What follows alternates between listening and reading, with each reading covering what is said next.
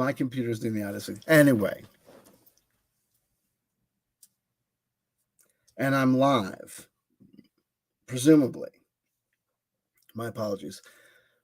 Little housekeeping out of the way. So, my struggles with trying to find the right medication continues. And battles with new medications and side effects continues. If I seem agitated, jumpy, my stomach is also giving me a little bit of difficulty as well. And I have dry mouth, which is the YouTuber, the public speakers, the orator's nightmare.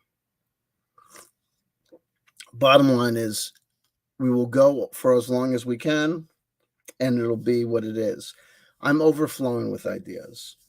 Quite frankly, we'll see where we go. We'll see if I end up, evolving to the point where I end up making mini videos on many different places. I'll remind you to look in the description box below. If everything goes according to plan, we will be producing more content. So it is with confidence that I can tell you, look in the description box below. There is a Patreon. You might say, hey, true believer, way to believe in yourself, but wow, this is a small channel to be having a Patreon. I come from distant lands. You wouldn't know it, though the description box contains other channels. It doesn't contain my main channel, the biggest channel, though it's not really that big, CW Chanter. I just don't give a damn. You know what I mean? Like, also, I'm going to be on Rob Gauthier's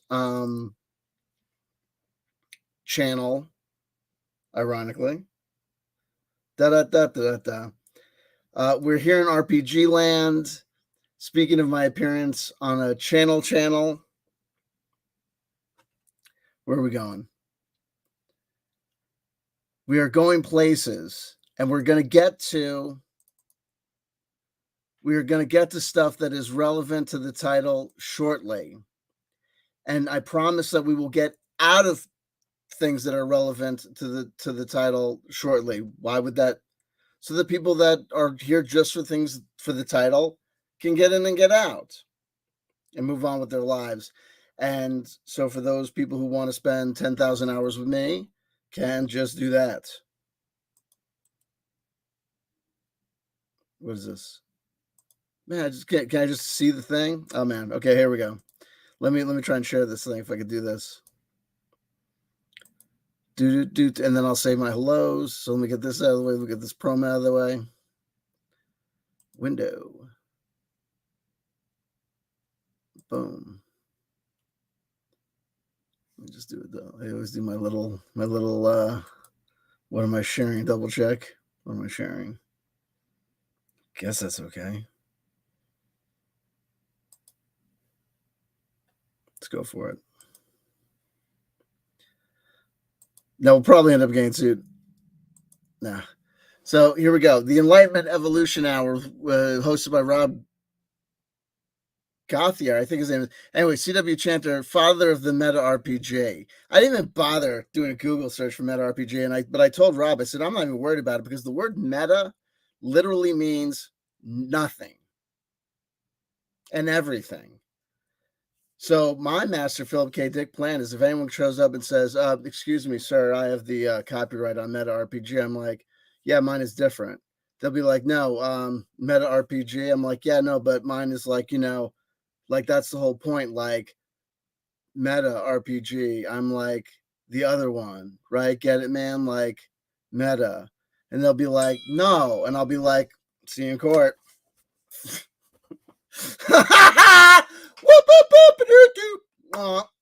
Honestly, look up the word meta only exists in Urban Dictionary thought space. Oh no. I mean, it's just the fact that it's just that it came from that we've got Disneyland in the background.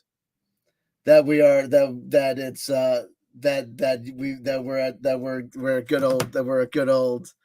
we're in any way associated with the magical land of Oz.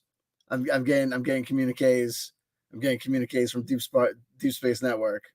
The Reptilian Network is on line 2. Let me do this. Let's see if I got this one. Was that the one I was just showing, or am I showing the other one? This one. There we go.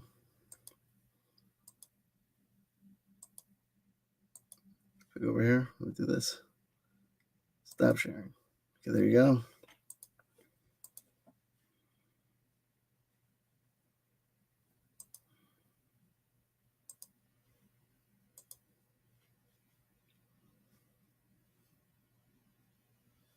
There you go. So, and so the meta RPG, of course, is. I don't even know why I'm snapping. I don't even know if my tapping. Hold on. So Rob Gauthier, great guy. Enlightenment Evolution Hour. Interesting conversation is sure to be had. I am going to fuck with my boy. I'm not going to curse. I am not going to curse. I'm not going to curse, and I'm going to stay between the lines. But if you think that I can't fuck with my boy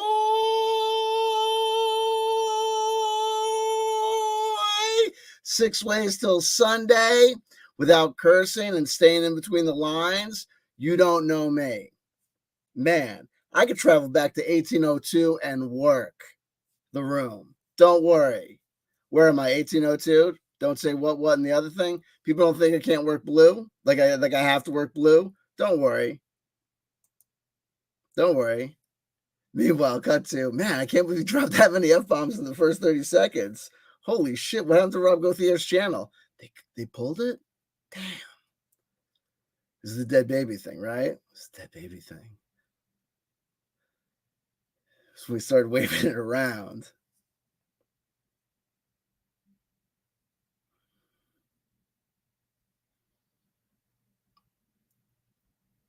I get it was supposed to be, it was a joke that it's an Indian baby, but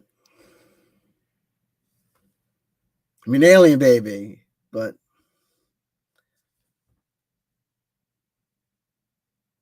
guys, I'm joking. I'm making a point. Would it have been better if it was an alien baby? Right? When they talk about shooting the reptilians, they're talking about shooting living beings. Ah.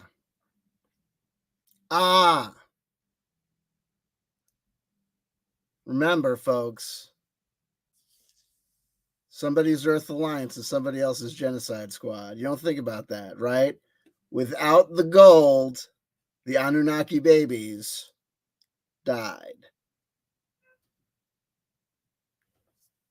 Remember, folks, no one talks about that. Remember, folks, check this out. Scenario. The Anunnaki never come to planet Earth to harvest the gold. What happens? This is what happens. The Anunnaki home planet continues to be bombarded by radiation. The Anunnaki watch their babies wither and die before their eyes. They watch their loved ones die. They watch their elderly go away. They watch their advanced culture full of genetic engineering and wonderful technology go to dust. But what did they do? They said no. No. No. We will not die. Life will find a way. We will continue. We will see life move on. So they found a way. Gold! Gold! We love gold! Gold somehow will be the answer. So they came to Earth where there's gold. Gold! Gold! Yeah! So they came to Earth. They found gold. And what did they do? Those bastards, the Anunnaki, those absolutely terrible, terrible, terrible, terrible people. Oh, the Anunnaki. Oh my God, how they should suffer for the terrible things that they did. What did they do? They turned gorillas and monkeys into human beings. Wow, that was really so.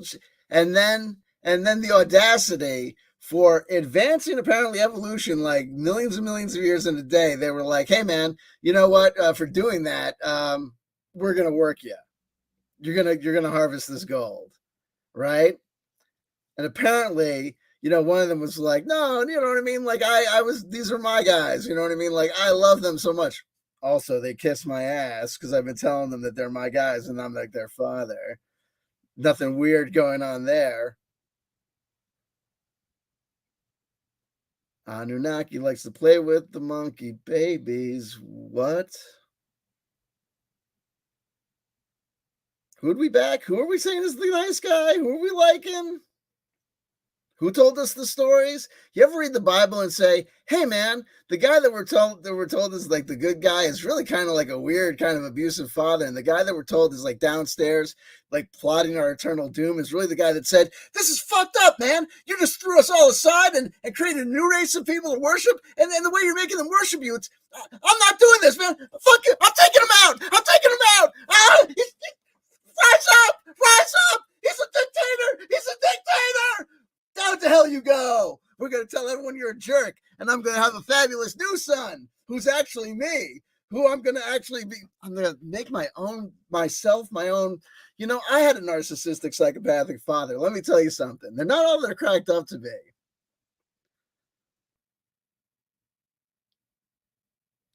And then I died for your sins. Little self-obsessed. And you made the whole thing to begin with, so. And when, you know what I mean?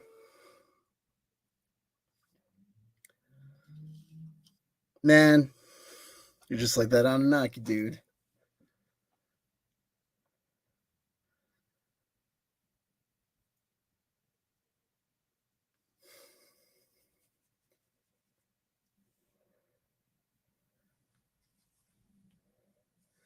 But wait, what if Dracula was the good guy the entire time?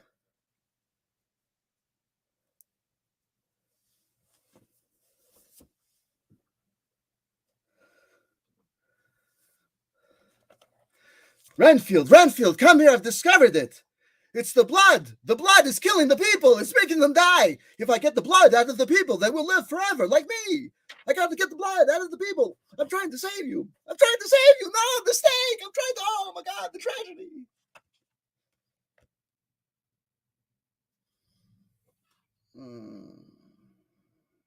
What else do you have?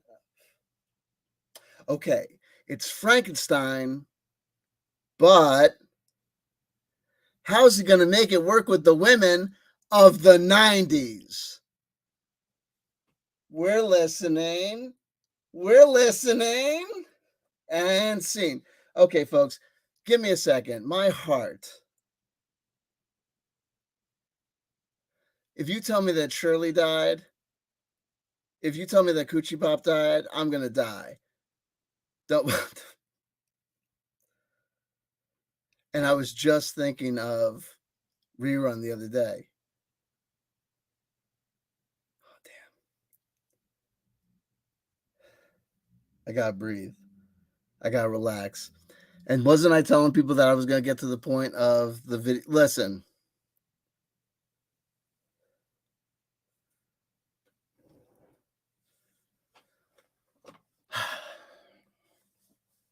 Point you fell for it, Golden Corner 100. Listen, okay, so the meaning of the title, the OGL, SRD, Open D&D, View Riders already be on that withdrawal, yo. So look, the world of tabletop role playing games. Look, the people in my live chat are people that are from the New Age freaky deaky community that have known me for a long time, and they follow me here. Many of them have roots in tabletop role playing games, and they were like, "Yo, you live through this shit too." But let me just address the people that are actually here for the actual title of the video. If this video goes on for 4 hours, don't worry. It's not. You don't have to stay tuned for the entire 4 hours to get to the point of the video. You just had to stick around for 15 minutes. Here it comes. Look at these guys,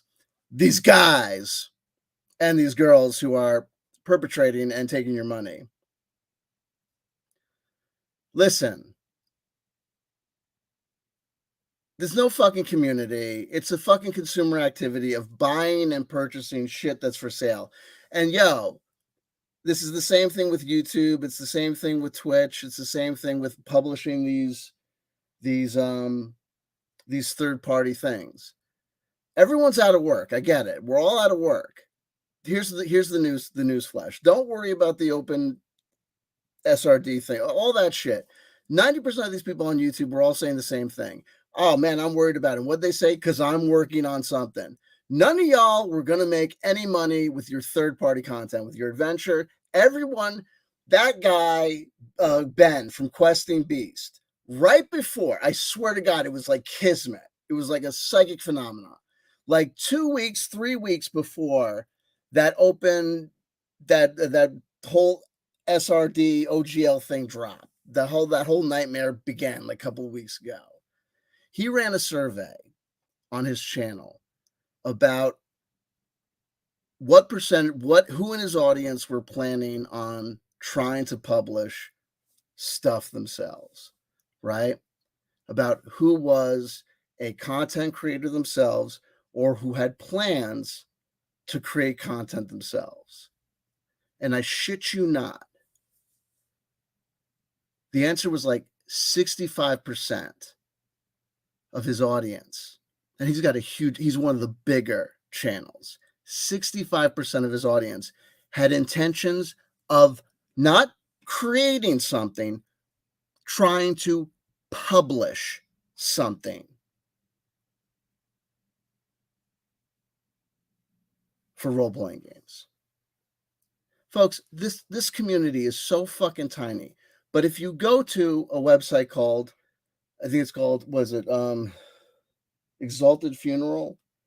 If you go to this website that's kind of like the Bandcamp for tabletop role-playing games called like itch.io, you'll see that there's like tons and tons of people creating content for these micro RPGs like that I was doing, like Troika, that I was like fucking around with the SRD and doing the cut up with it. I was just experimenting with it. But you'll see that the tons of people playing, like doing all sorts of like tons and tons and tons of material for Troika and Morkborg. Go to Drive Through RPG and look how much content is being put up for these extremely niche things. And then you can go on YouTube and look for like Let's Plays of like Morkborg or Troika, and you'll see like, wait, there's like a total disconnect.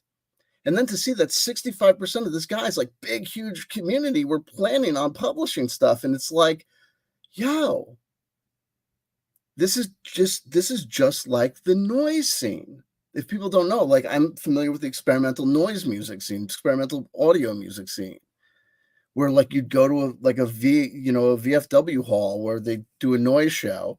And like the joke about it would be like, there'd be 15 people in the audience to see a lineup of 15 artists, right? And the 15 people in the audience were the 15 artists, and then we would just round robin it. Each person would like get their suitcase of effects, plug them into the like Sears Roebuck amp, whatever. Do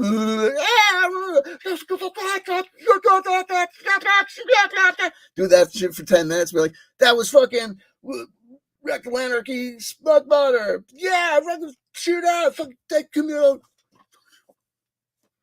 Packing up his shit. Next, we've got Love Bug Connection. Love Bug Connection coming up. Here comes Love Bug Connection. This thing, he's wacky. He's got his fucking like antenna on. He's got his fucking like theremin. Woo! Love Bug Connection. Oh yeah, let's hear Love Bug Connection. You know what I mean? You do that shit for like, you know what I mean? Fuck all fucking day. Right? And you call that shit something exorbitant like, you know, Elk's Head Funeral Festival 2008. Oh, I headlined that shit as Lotus Bazooka. Never forget. That was during my harsh noise wall phase. An important part of my experimental music career. Anyway, you put like these tapes, and everyone's putting out these tapes and like trading tapes. And the bottom line is this: you spend beautiful parts of your life engaged in that activity. And it's important, and it does matter, and it is relevant. But let me assure you, the end result is At the end of the day, you're going to end up with boxes and boxes full of primarily your tapes and CDRs. You're gonna have 2 or 3 albums, like albums, pieces, like a 7-inch or 12-inch, and maybe a couple of tapes that you put like some fucking big production into, or like you put out on your friend's label or some fucking shit. You got artist copy of, and you're gonna have like a ton of those because you put them out and like you know tried to sell them at a million shows, and like nobody wants to buy anything. Everybody just you'll end up trading them, and that'll be the bulk of your collection is free noise shit that you never want to listen to from your fucking basically your friends and compatriots in the noise scene. And that's the same thing with this old OSR thing. It's just you don't know each other because at the noise shows at least people got together and fucking were in the pit together. Motherfucker, you know, at least we're in fucking getting together. No offense, the cliches are true. I'm not going to come up here and bullshit you. And please don't bullshit me. I was there. You were there at the tables. Fuck you. The girls weren't there. We were there. There's nothing going on. People were socially isolated, dorks and dweebs. And the relevant truth is, I don't think a lot of it changed for a lot of y'all. And I don't think it does you any favors for me to come out here and bullshit you and act like, you know what, the cliches are cliches. And actually, the truth is, you guys are some really, really cool dudes. And you were actually really, really good at talking to people. And the fact that you were socially awkward, that wasn't your problem. That's society. Society's no, you know what? At the end of the day, a lot of you guys had fucking problems. And it was on you. And you should have gotten out of that fucking basement. You should have stopped playing these fucking games. And you know what? You had this period of time where you got excited where there was something fucking going on and you were acting like, oh, you were all crazy about bringing down Watsy because they did something fucking horrible. And now all you geniuses bought fucking Pathfinder. Now you're going to play Pathfinder? No, you're not. And you're saying, oh, it's this virtual tabletop. It's not what the game is. Oh, so what is the game? You getting together and playing what? Playing these old school revival games on a fucking computer screen with nobody? Fuck you. You guys aren't playing these fucking games. It's the same thing with the noise shows. You go to Amazon, you go to the drive-through RPG, you go to your fucking preferred vendor of choice, and you get Lamentations of the Flame Princess. James Radji puts out the latest Lamentations of the Flame Princess. So you go to your vendor of choice, you buy the latest thing from him.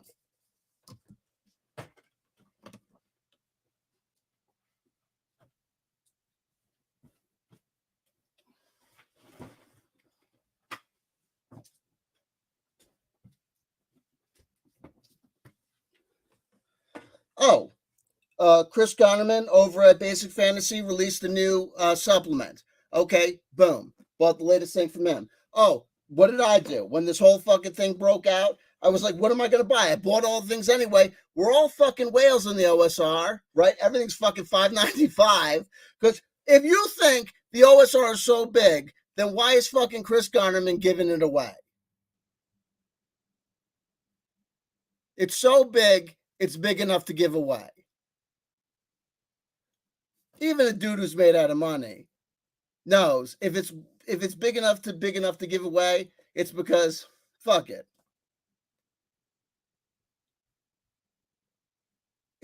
There's no keeping this thing alive, folks. You're not keeping the penny farthing bicycle going. It's a lovely thing, but it's historical. Sorry. And you're not playing with anybody anyway. And even if you were, you have 15,000 copies of the game. What are you fighting for? Oh, they want to change the nature of the game. They want to change what do you care? What do you care of the new generation? What are you, a freak? You're 65 years old. You're 70 years old. What do you care the new generation of kids are doing? What do you think they're going to play? What do you think they're going to play Iron Falcon 75? How are you going to encourage them to do that? What's your game plan? And like I said in my earlier videos that no one watched, because everyone just wants to get around and just go, oh, it's our OG, we're gonna do this, we're gonna protest this. You went out and you bought 15,000 copies of Pathfinder, whatever. You bought another corporation, the number one corporation you were told did something wrong, so you went to the number two corporation and gave them all your money. Real smart move, right? And then what's that gonna do?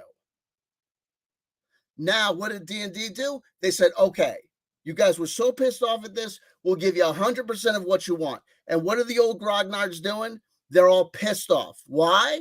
Why are they all pissed off? They got everything. They're all saying, oh, well, what's the problem with this deal now? What's the problem with this deal? I'll tell you what the problem with that deal is, because now you got nothing to fucking talk about. And you wanted, more than anything, for everything to come down. And why do you want everything to come down? Because you're bitter. You're bitter and you're jealous of youth and life. You act like what you want to do is for Wizards to keep it going. You act like what you want to do is have D&D succeed. I want Dungeons and Dragons to succeed. You don't want Dungeons and Dragons to succeed. You actually want it to fail. You do. Because every time it succeeds, you say, what made it succeed is not D&D. So get rid of what made it succeed. And what made it fail, that's D&D. So keep that. Oh, if you do that, it's just a name. It's not role-playing games. Go play ball in the cup. Go play ball in the cup. Oh, if you cut the bottom out of it, it's not basketball. Yeah, it's also a very convenient way to make sure. You know what? Did you know that when they fucking cut the bottom out of the basketball, there were motherfuckers there going, that's not basketball. You better fucking believe it. There were articles fucking written. If you don't believe me, look it up. That ain't basketball. It doesn't bounce out. It doesn't bounce out. How are you going to call it basketball when it goes into the basket, if it goes in hard, it doesn't bounce out, right? Think about it. It fundamentally changes the game. When they changed Chuck Taylors and started wearing all the base of the design of the shoes started changing, these guys aren't really, what is this? These guys are out here like cybernetic warriors. They started talking about that cybernetic, the shoes are changing the game with the fucking Chuck Taylors. If I'm lying, I'm fucking dying. Everyone's always going to say they're changing the game. And what do you think? You think Pazio's not going to have a virtual tabletop? You think Pazio's going to say, whatever we're going to do, we're going to make sure it's motherfuckers in a room? Oh, and I'm going to show you another fucking thing. But now I'm going to go. So then there you go. You want to know what's going on? Here's what's going on. These guys are already dying of thirst. And let me tell all these fucking guys on YouTube, all these motherfucking guys on YouTube, did you have fun having a taste of what Gina D gets? Right? They're all going back to her. They're all going back. Titty bitty titty. You heard me. I don't give a fuck. I don't give a flying fuck.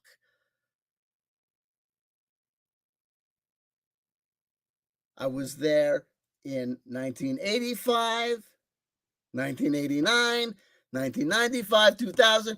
I've been up and down and around and seen all sorts of shit, going down to all sorts of conventions, and nobody hot shows up unless there's a fucking paycheck involved. You better fucking believe it. I have signed paychecks. I have written paychecks. I have received paychecks. Fuck you. No one hot shows up at any of this shit unless there's a paycheck involved. And you want to say I'm wrong, and you want to say, yeah, but whatever. You're telling me about somebody's girlfriend, and you fucking know it.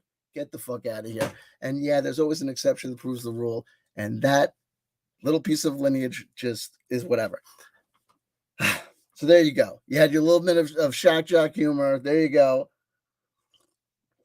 And what's the point?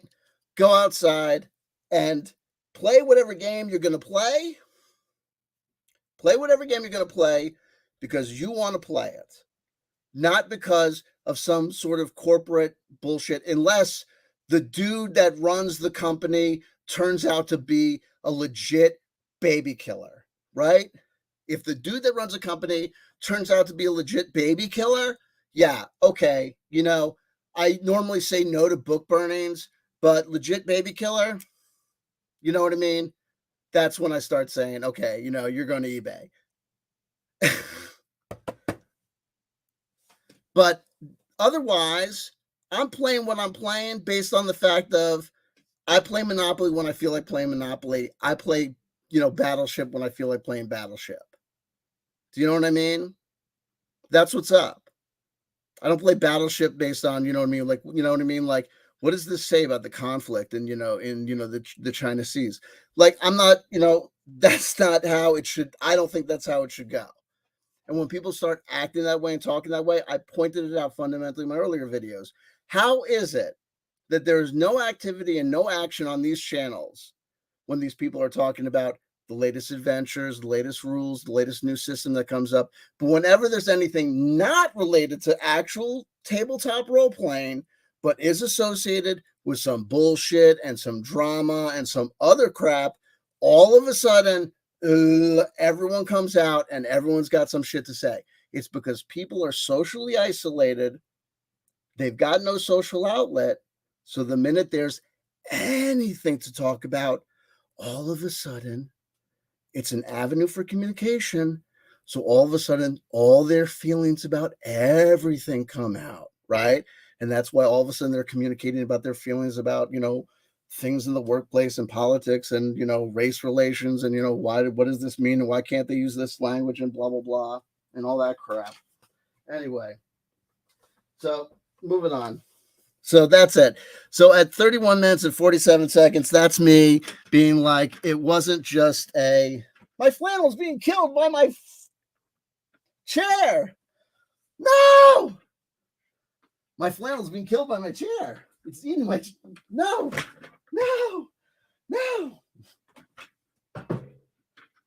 Now the chair's going after Iron Falcon 75. He did nothing to you. I'm sweating. So this is my big whole thing. Thank God I didn't catch a fever for a flavor of Pringle. There was part of me that almost went all in and thought, like, when this first, the OGL SRD thing first went off, I was like, holy shit. There was part of me that was like, I'm going to put $1,000 and get like $250 worth of this cover, $250 worth of this cover, and $250 worth of this and this cover of the 4 alternative covers of like white box basic fantasy, like a white box Swords of Wizardry that got it. So the only thing I ended up doing was I have all these books already. I got them in hardcover. This is Chris Connerman's books that are available in hardcover from Amazon. So that's what I did. I got these books in hardcover. Iron Falcon 75, Iron Falcon Handbook of Monsters. So basically I got Iron Falcon and they were like $20. And Iron Falcon is basically his clone of the original D&D, like the original white box, like the original like 1974, 75 D&D. So I'm like, I got in hardcover, so fuck it. You know what I mean? Like, whatever. But of course, now we're segueing. Of course, I have them in hardcover, but of course, I won't be looking at them anytime soon. Yes, I know. I understand. Also, I'm going to open a window. I think it got hot in here. It's also the medication. The medication is for the ADD, ADHD, whatever it is. So it makes me feel like wired.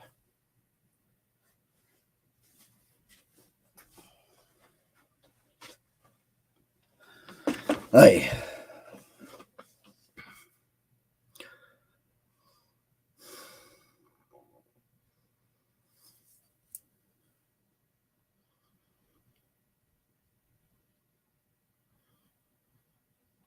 And the tide is, here I'm gonna address Phaedrus Live. I love because Phaedrus Live is here in the live chat and is an RPG guy person and is and not that everyone else isn't fabulous. I'm not trying to besmirch anybody. Let me get to Phaedrus Live, then let me say hello to people in the live chat, and then I'm going to go into my meta RPG thing. Phaedrus Live, I don't know if you've heard my SSP, TTT, the meta RPG sales pitch yet, but maybe you'll have time to let me suck it to you. Let me see if I'm going to your first point. And then I'll get to hellos. Phaedrus Live. A totally correct point. If you're trying to do something worthwhile in the hobby, you also probably aren't going to infringe on anything WotC does have control over. And also, at this point, they have now made 5th edition open source, basically. So they have taken the wind out of the sail of everything. So if people need an update on what basically happened, was this. If you need to know, there's basically been a back and forth between the community and Wizards of the Coast regarding basically a renegotiation of terms on the open license, originally on what would be either the revocation of an original open license and the substitution of a new license. And it got so conflated and so crazy, and the community went into such an uproar that the concessions on the part of WotC have now gone to the point where the current edition, 5th edition, that wasn't on the table originally, has now been essentially, my understanding, if I'm misstating this, which is a possibility, bear that in mind. Let me put my caveats here. I am not a professional game journalist. So do your own diligence and be wary of the fact that if you're getting your information from YouTube, well, in fact, let me say this. If you're getting your information from the internet, you're fucked. I got to tell you something. I've been at contract negotiations where I've known that everyone in the room, including the lawyers and including the clients, probably have no idea what the fuck's going on because they're all morons. And I was there.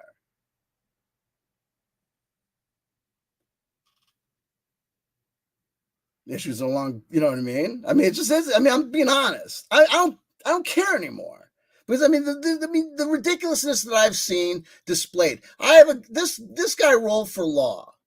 The notion that this guy at 42 years old, who has the intelligence to be a lawyer, that YouTube insanity can go so deep that this man can think that he doesn't have an obligation to tell people that he's not an American lawyer, that he's a Canadian lawyer, that he waits like 3 weeks into this whole debacle to say, oh, by the way, I know I've been telling you that I had to be honest and tell you that I'm not an intellectual property attorney.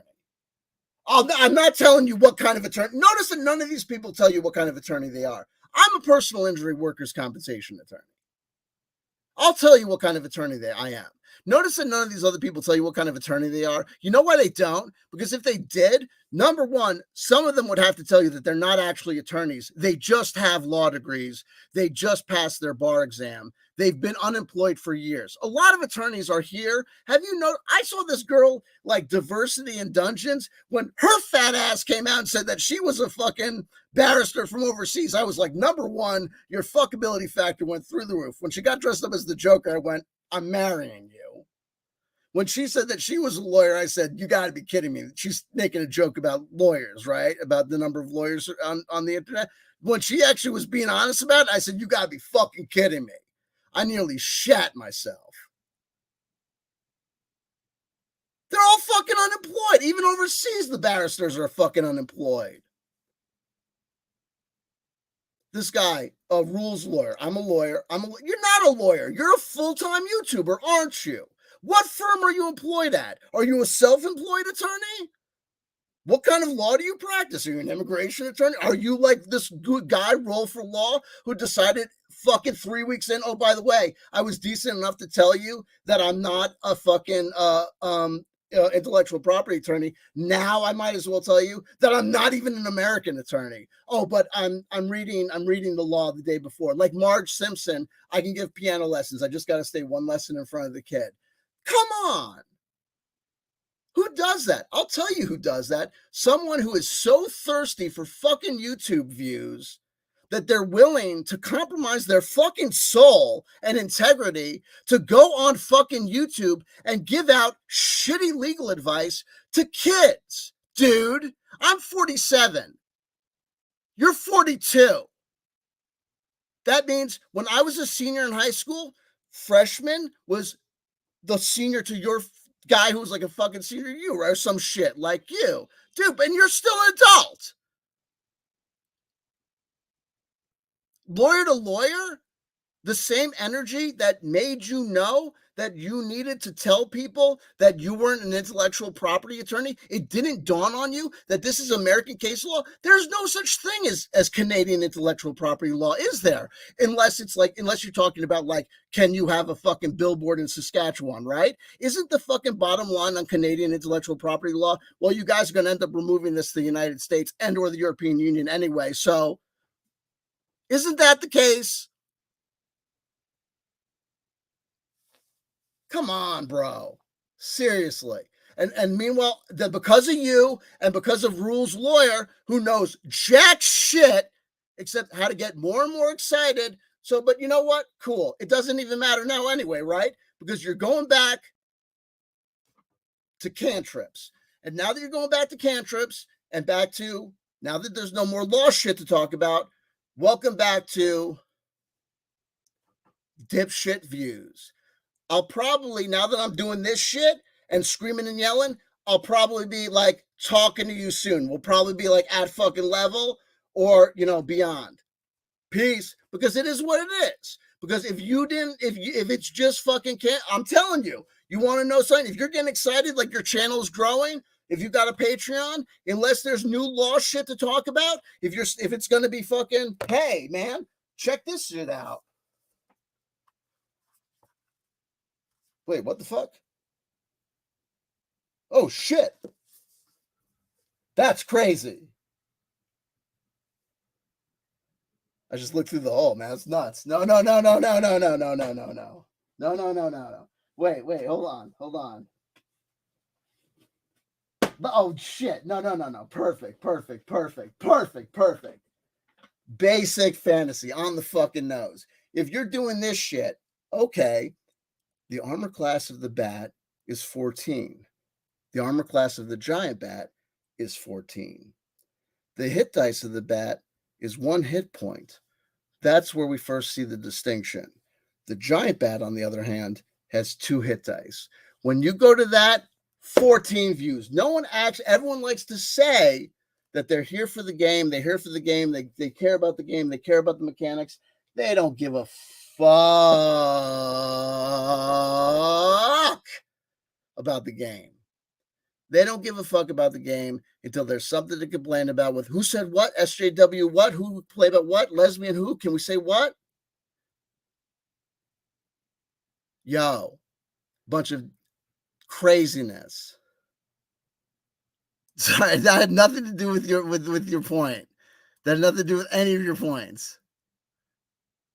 Phaedrus Live. Hello. I was like, I'm going to respond to Phaedrus Live now. No, I'm not going to respond to Phaedrus Live. I'm going to say that I'm going to respond to Phaedrus Live. And then look, it was like a fake out. I'm like, yeah, Phaedrus Live, here I come right at your point.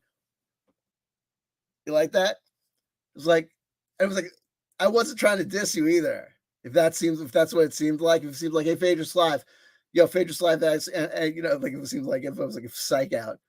Phaedrus Live asks a very good question about a direct question about Wizards of the Coast and their stance about 1.01. And so I just want to address that directly out of respect for Phaedrus Live by saying Strawberry Shortcake was the hottest of the cookie-related animatronics at the zoo.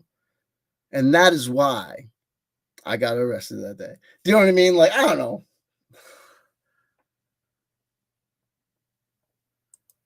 Agreed. Here's Phaedrus, and to sort of build context into your current tangent, Ben Milton from Quest and Beast actually refers to the OSR as hermetic D&D, specifically because we're making rules for an audience of 1. It's so fucking sad. But I mean, why do you think the biggest growing trend in RPGs is solo RPGs?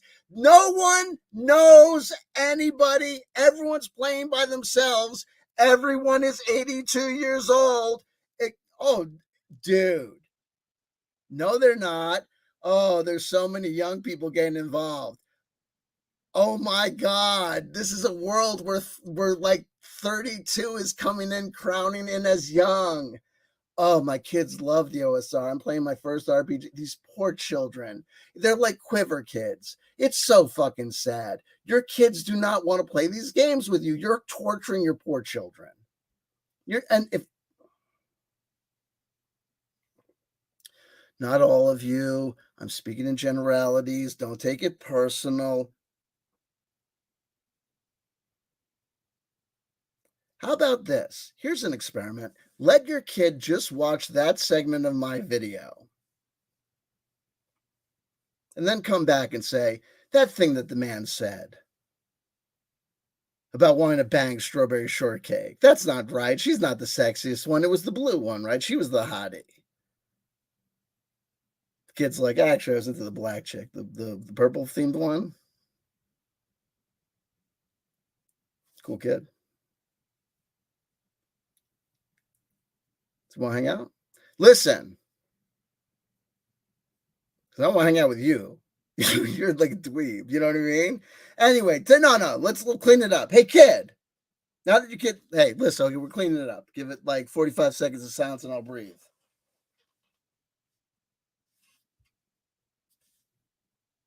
Grumpy old grognard. A tanky. When you said tanky, grumpy old grognard, I was like, oh, you're a fucking actual leftist, and you don't know that the problem is the actual fucking market. You're going after. You're saying, oh, I'll leave our politics aside. Really, I should leave my politics aside and get in bed with RPG pundit who supports Bolsonaro, who sends out death squads for transsexuals. I should put my politics aside for what? For a game? You grumpy old grognard. You are a grumpy old grognard. You're on the spectrum. I love you, fellow brother. You're a brother, a comrade. Like, I'm not gonna put you into like a re-education camp where we punch you up or like hurt you, but I'm gonna take you to a re-education camp where I walk you around and be like, you see how stupid that was when you said that I should put my politics aside for fucking Dungeons and Dragons. I should put my politics aside. Excuse me, sir. I should put my politics aside and associate with a supporter of Bolsonaro, right? To bring down Watsy. Because why? To keep the hobby of tabletop role-playing games, because the hobby of tabletop role-playing games is under threat. What is this existential crisis that you think rolling dice and putting pens on paper and what is this? Where is this? This is like where's the platonic ideal of role-playing games located that it's being like pulled apart, that is being taken away from people? This makes no sense. What makes sense is to realize the 8-bit video game aficionados know and understand that their days are numbered. There's a guy called Pat the NES Punk. He has a complete collection of the North American NES library. That means every single thing that was made for the NES that exists that's playable on a North American NES, Nintendo Entertainment System, Pat the NES player has it, including like a gold cart from the like that when they had that competition that was like in that movie The Wizard with like the guy from like I don't know, like that little kid Fred Savage, like the wizard, like that gold cart that they did the competition with. Like he's got one of those. Like he's got like one of everything. Like everything that you can have, he has. Like if there's like two Robs, one with like the arm that goes like this, he's got one of each. Like he's got everything.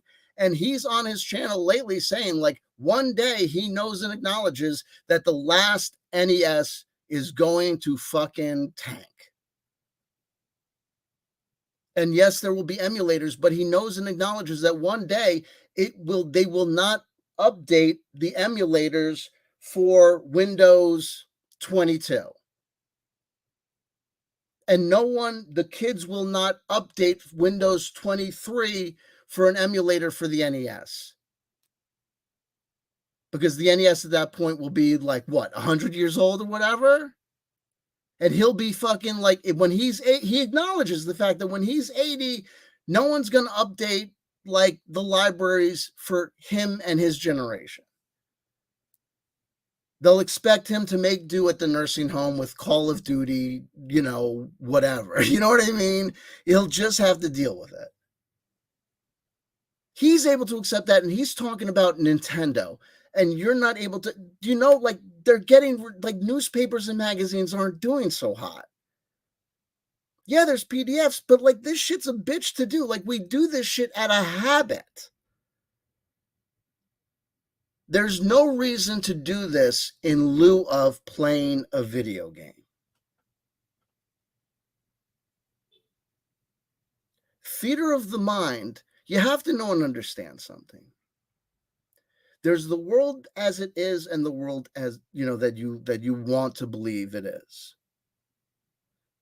Gary Gygax and Dave Arneson designed these rules and played this game this way because this was the extant technology that was available to them at the time. They did not have access to rendering computer graphics that could make this shit get up and dance. If you think for a second that if you went back to Gary Gygax and Dave Arneson and said, guys, you have a choice. We can give you the technology that can let you play on this virtual tabletop that goes like this, this, and this, and the other thing. But here's the problem. You're not going to have this amazing theater of the mind experience. But you will see this shit. And when this guy goes like this, the fucking shit's going to explode. And you can change the color of the guy's garment. Now watch this. Now watch this. Now watch this. And now look at that elf girl. Now watch when look at her titties when I take this bar and I go like this. Watch this. Now Arneson, watch this. Watch when I take this mod. Now look at the Goblin Queen. Now watch when I do this. And he's like, her clothes are coming off. Those guys were Dorcas extremists. Remember this shit, guys? Fuck you. Remember this shit? Her clothes are coming off. Dudes. You fucking dweebos, you fucking losers. They would opt for virtual her clothes are coming off technology every time. And if someone comes back in the past to you and says you have the choice between virtual tabletop technology where their fucking clothes comes off or the theater of the mind where you can imagine, but you can imagine any girl that you want. Oh, if someone comes to your desert island where you're trapped and they say, oh man, you can continue here like masturbating to your amazing theater of the mind experience, or we've got this like virtual tabletop experience, like, we can't get you off this island, but here's what we can give you. It won't break. It won't bust. And what we'll do, it'll project onto the sand, ass, titties, ass and titties, ass, titties, titties. What, you want something different? Oh, don't ask, don't tell. Come on, we party here. Come on. What do you like? I like all sorts of shit. You ain't gonna ban me. Orientation queer. I don't fit on any sort. Listen, taste the rainbow. On my desert island, hey, right? We play by King Cobra JFS rules. But if you play by King Cobra JFS rules, taste the rainbow, right? No. Well, that's a mask. That's a mask. It's street legal if it's a mask on a dog. No, that's that's only, yo, dog. That's what I meant. Like, yo, my dog. Homie. Jokes. Come on. Someone's going to clip that shit. Not out of context. I'm watching you. Take me out of context. Anyway. Listen.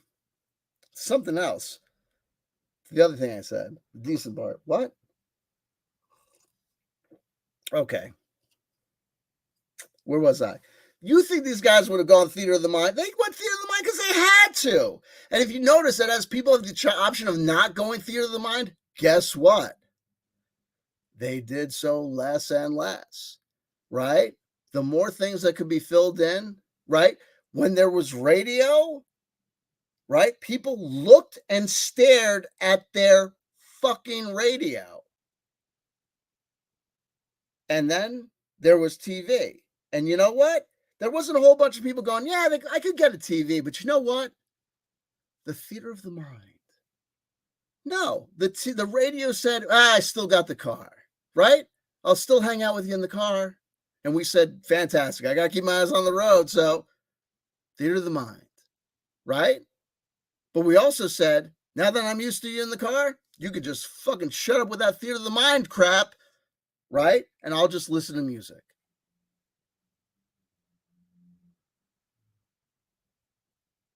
Even nowadays, we don't go back to theater of the mind. People listen to podcasts. Sure, there's creepy music in the beginning and a little intro, but for the most part, people are theater of the mind. People are talking to you. They're just theater of the mind. Theater of the you're folding shit in front of you. You theater of the mind. You're watching yourself fold laundry while someone's fucking telling you about fucking Richard Ramirez hurting somebody. That's weird. You know, here's the other thing. Hey, what society we're living in? Every other housewife is like, "What'd you do today, Mary?" Well, I folded my laundry, took care of my 2-year-old, and the craziest thing about Richard Ramirez is the way that he was able to switch back and forth between normal life. Yeah, that is crazy. The way people are able to do that. Lovely child you have. We doing that play date? I'm gonna get back to you on that. What are you wearing? Anyway, she likes Richard Ramirez. Maybe she'll visit me in prison. Anyway,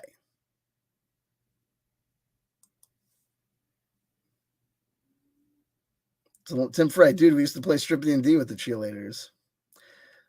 Tim, I'm gonna challenge. Tim, how did that work?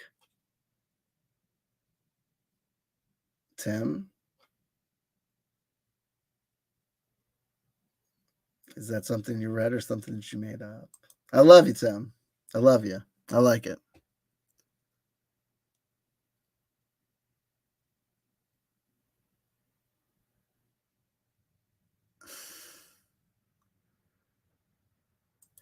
Here's Fader's Love. They were war gamers first. They would have loved the VTT. Everyone would have loved the VTT. These people that think that this theater of the mind is better, they don't want things to succeed. They want this thing to fail. They want Dungeons and Dragons to fail so they can watch Rome burn, so that they can know that it died in their lifetime, so they can see it die. Because it would be, I think it would be just a kind of existential enactment of watching what they know is going to happen. Oh, and here's another. So here's the thing. Then I'll end on this. Here's the thing. Books, and this is not trying to be listen. And I a lot of things. You know, when you point the finger at somebody, you got three fingers pointing back at you. What annoys us, what aggravates us, what upsets us is what we have inside. And a lot of my call out and shout outs and criticisms of people is designed, I really do believe, is motivated by a desire to wake people up and to see people not have reduced lives. I say that the reason that we see so many people get excited by bullshit controversies like this OGL SRD thing. Here's the thing. This OGL SRD thing had nothing to do with you as a player. It didn't. You were lied to. All these people that came out and said to you, oh, we're a community, we're a family, and WotC are trying to destroy us, and we need, you need to make this stand against them. They lied to you. Those people were all, like, for the most part, were third-party developers who had a vested interest in, whether subconsciously or consciously, had a vested interest in there being a shakeup. Because if there's a shakeup in the scene, then shakeups can be profited on. If there's a shakeup, then new friends can be made. A lot of these people were already partners with Pathfinder. That Rules lawyer is in love with fucking Pathfinder. He talks about Pathfinder more than he talks about D&D. So if you think that he was if you don't think that he was, like if you think he was like not a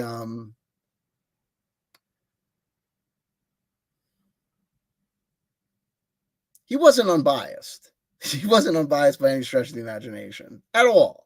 So a lot of people just disclosed that they were partners with Pathfinder, and then people were like, "Oh, that's cool, that's fine." As they were telling them, "Buy Pathfinder, we're partners with Pathfinder, buy Pathfinder because WotC, you're such a dick." So people were like, "Yeah, totally, WotC, you're dicks. Thank you for telling us to buy Pathfinder."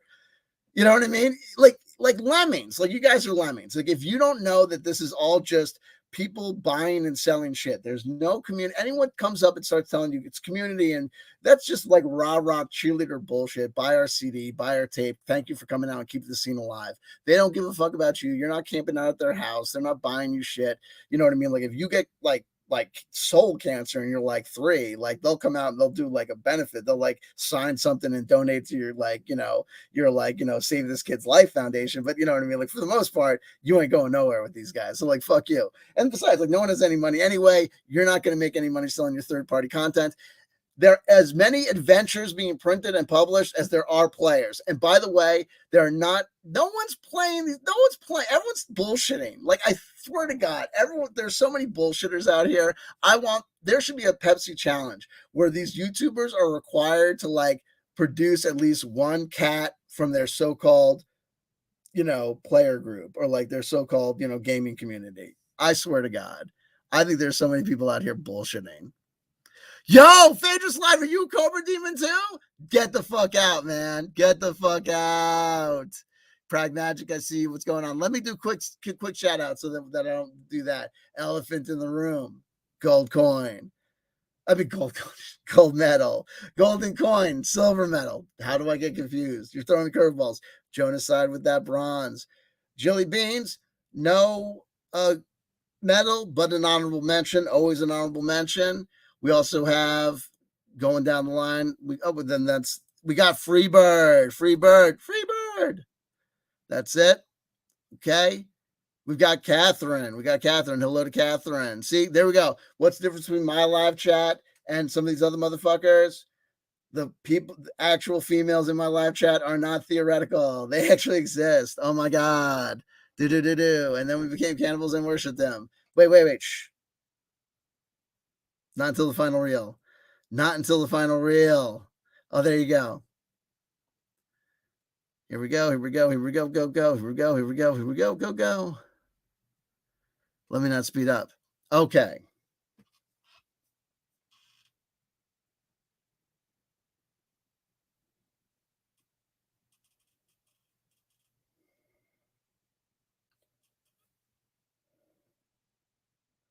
The pieces of the puzzle that make up the meta RPG.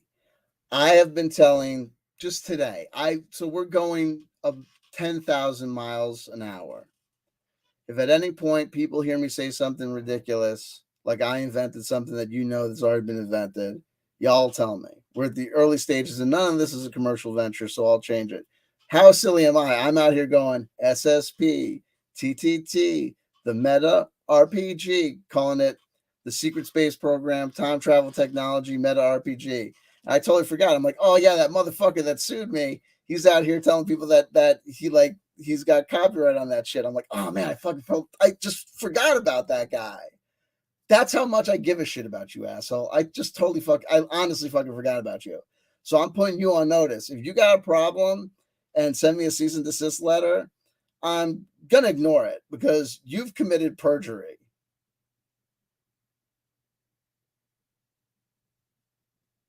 You admit it's committing perjury on YouTube, so I'm gonna bank on that, honestly. But if there is an issue, we'll figure it out, and I'll keep my options open, and I'll talk to you. Like we'll negotiate, and like maybe I'll let you keep Secret Space Program. I won't. It's not up to me to let you keep it because it's a common term. It's generic, but like, and there's people who say that they were part of a secret space program. So, and they say it's not your secret space program, it's their secret space program. And my secret space program is a different secret space program. And if you have a problem with me saying secret space program and it turns into a real big thing, then I'll just call mine the super space program. And everybody knows that super is better than secret because secret has to hide and super is out there protecting everybody from evil. Should we just go ahead and save our asses and just call it the super space program? Time travel technology? Maybe we should just cover our asses. I don't know. We're slicing and dicing. We're playing around.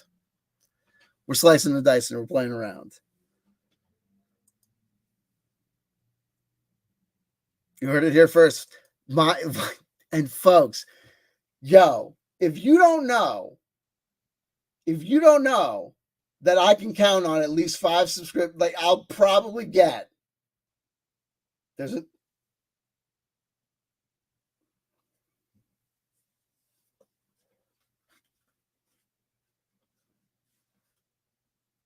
Female presence confirmed. And meanwhile, I'm like so scummy about that. I'm gonna stop doing that. I will stop doing that. Stop being like a freaking live chat like hustler. Check out my live chat. Check out the girls. Check out my live chat. Check out the girls. Prag Magic does a dance. Ooh la la. Jonaside does a dance. Ooh. See what I did there? And you like how I do that? How I'm always that guy? What? What? I tease everybody, huh? Ah, honey, I tease everybody. Ooh, Keats, I like you too. See, everybody gets a taste, huh? I'm a nice guy. Why? Why's everyone been out of shape? Ah, fuck you. You fucking, this fucking scumbag. Listen, I endeavor to be myself so that you know who you're dealing with and you know who I am.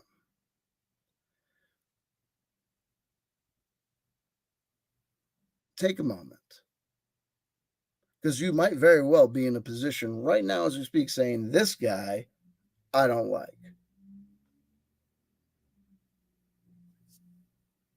But you know who I am.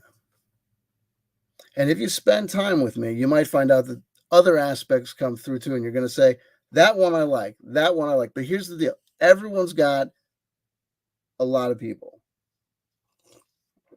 everyone's got everything. They do. We just play a game. Play a game called I just present this side and act like, oh, those other things I don't have. I don't have those things. Sure.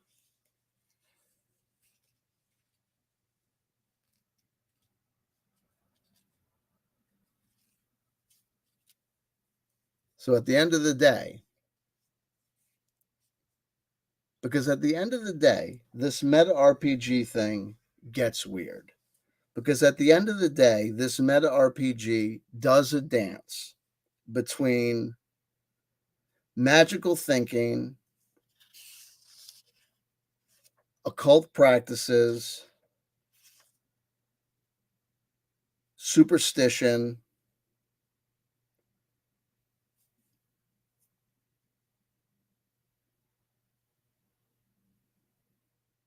self hypnosis,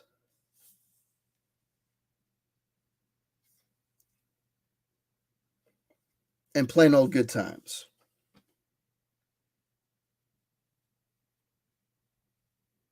Depending on your point of view, the worst case scenario could be a simple waste of time or a freak out, a relapse, a bender,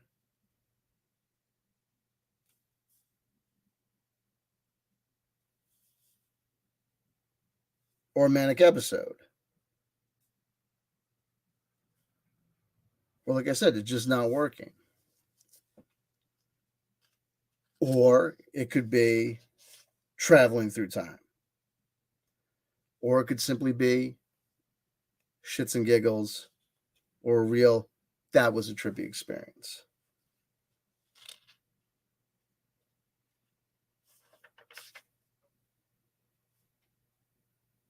A brief introduction of the pieces of the puzzle that have been introduced and will be introduced over and over again. I have a fundamental communication problem. It would benefit my ideas if I presented my ideas one at a time in small videos. Here's this idea, cut it out. Here's this idea, cut it out. Here's this idea.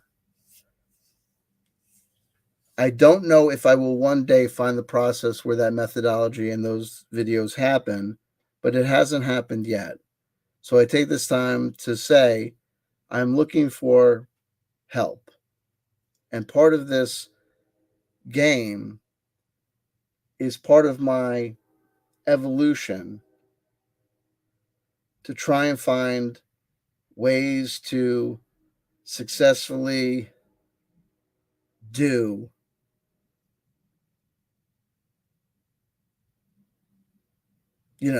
what I've tried to do in the past, which is you know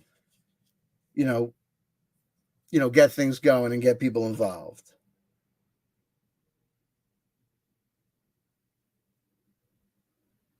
So if you have the ability to, if you're good with like video editing or like you know how to do things, just know and understand that I live by Grateful Dead rules here on YouTube, meaning that if you want to edit this video, if you want to take any portion of this video, just like the Grateful Dead allowed people to come to their shows and tape record those shows and take those tapes and put them, reproduce them, tape them, make copies for their friends and edit them and whatever. Like you have that permission. Like you can edit my stuff and you can reproduce it and you could put it into smaller chunklets or do whatever you want with it, remix it,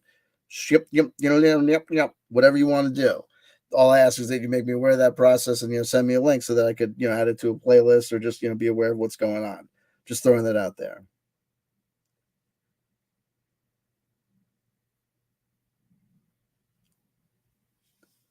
When we last left off, I think I was in this point where I read you the manifesto of craptology. Oh, the pieces that go together.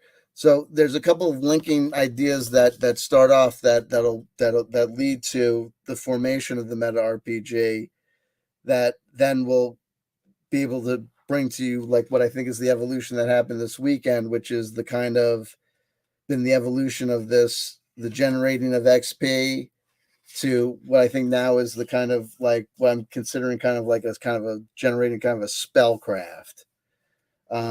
And we'll get to some of this stuff. And also, I've got a huge amount of books that I can introduce for you too. But I've already been here for like an hour and 11 minutes. Like this might be a very, very long episode, or I might just continue. Like X amount of stuff just might not be accomplished, and we just might just continue on at a later point. You know what I mean? And I think just what's going to happen, from now on is that this is the latest project that I'm doing. This meta RPG, this time travel RPG, this gamification of what had previously been the CW Chanter Secret Space program, applied time travel technology. And I'm doing it here in this role-playing game space, and I'm doing it here, and I'm putting it on this OGLSRD Open D&D video for a purpose, because people have been saying, oh, we're going to get this other license, this orc, we're going to go to this system, that system. I'm telling you, the problem is not you going to another role-playing game system. You need to leave the table and you need to come to my meta RPG. Because my meta RPG is a game of life. And it's gonna at first sound like one of these hippy dippy, it's a role playing game, but it's a game without rules, with narrative storytelling where the story takes place, and it's gonna feel like that at first.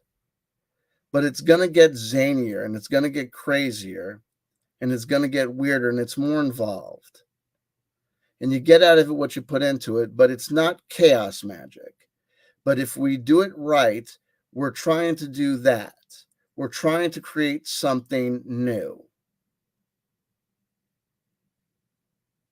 It's not a LARP. It's not a live action role playing game. Like I said, a live action role playing game is we're taking this real world space. It's Strawberry Fields in Burbank, wherever, and we're stopping it and we're saying it is now the land of Medulla.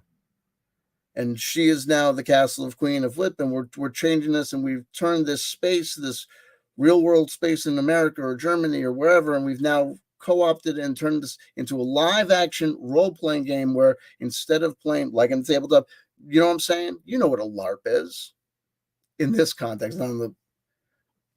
It's not that. The meta RPG is the role-playing game that we play in the real world. We do not leave the table with where our parents are sitting, where our kids are at, where our boss is. Like Neo in the Matrix, we remain in the Matrix. There are no NPCs in SSP TTT. You are here now.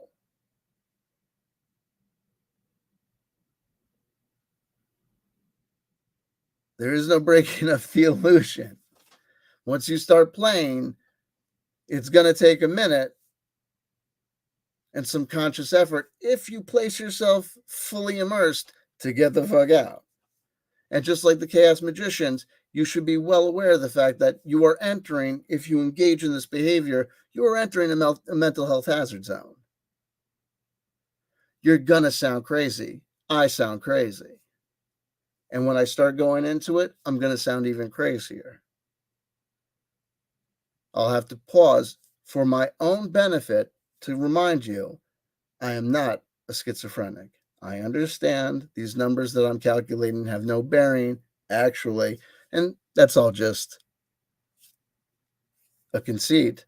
Like when I told my, psychiatrist, like when you've gone through the like rehabs or like any sort of, indoctrinated mental health processes long enough, you learn the script. You know what I mean? Hi, my name is blank. No, I'm not a threat to my. I have no, no, I don't feel I have any superpowers. Oh, hi. Today is it's the 29th. Donald Trump is the president. When was last time that? Uh, Donald Trump is the president. I'm not a threat to myself or others. I'm not particularly angry at anybody. I feel good today. I'd rate my mood as a 6 on a scale of 1 to 10. I don't feel as though that I've got any superpowers. I don't feel that anyone's out to get me.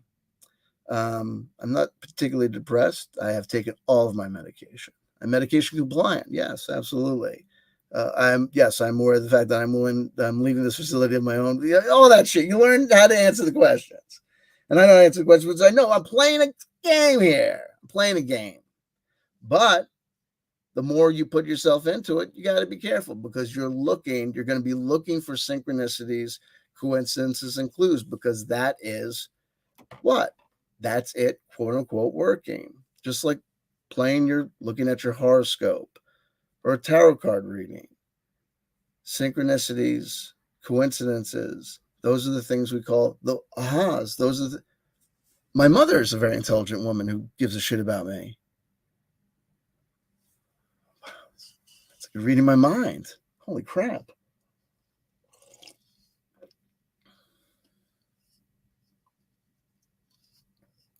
Say, man, my father was a man.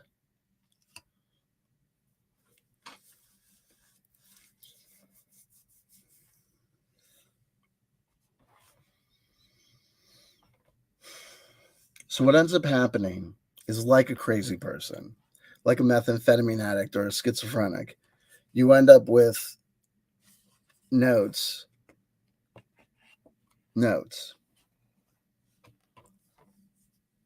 And I find myself saying, how do I approach? I had a clear-cut game plan, which was just basically read the notes. And I've read the notes several times, and I feel like, well, that's part of it. Part of it's like repetition breeds familiarity. So part of it is repetition. And I do have additional notes, and I have new rules. But the new rules build on the old rules. And also, I said the thing about the Grateful Dead rules, and so people could cut them out.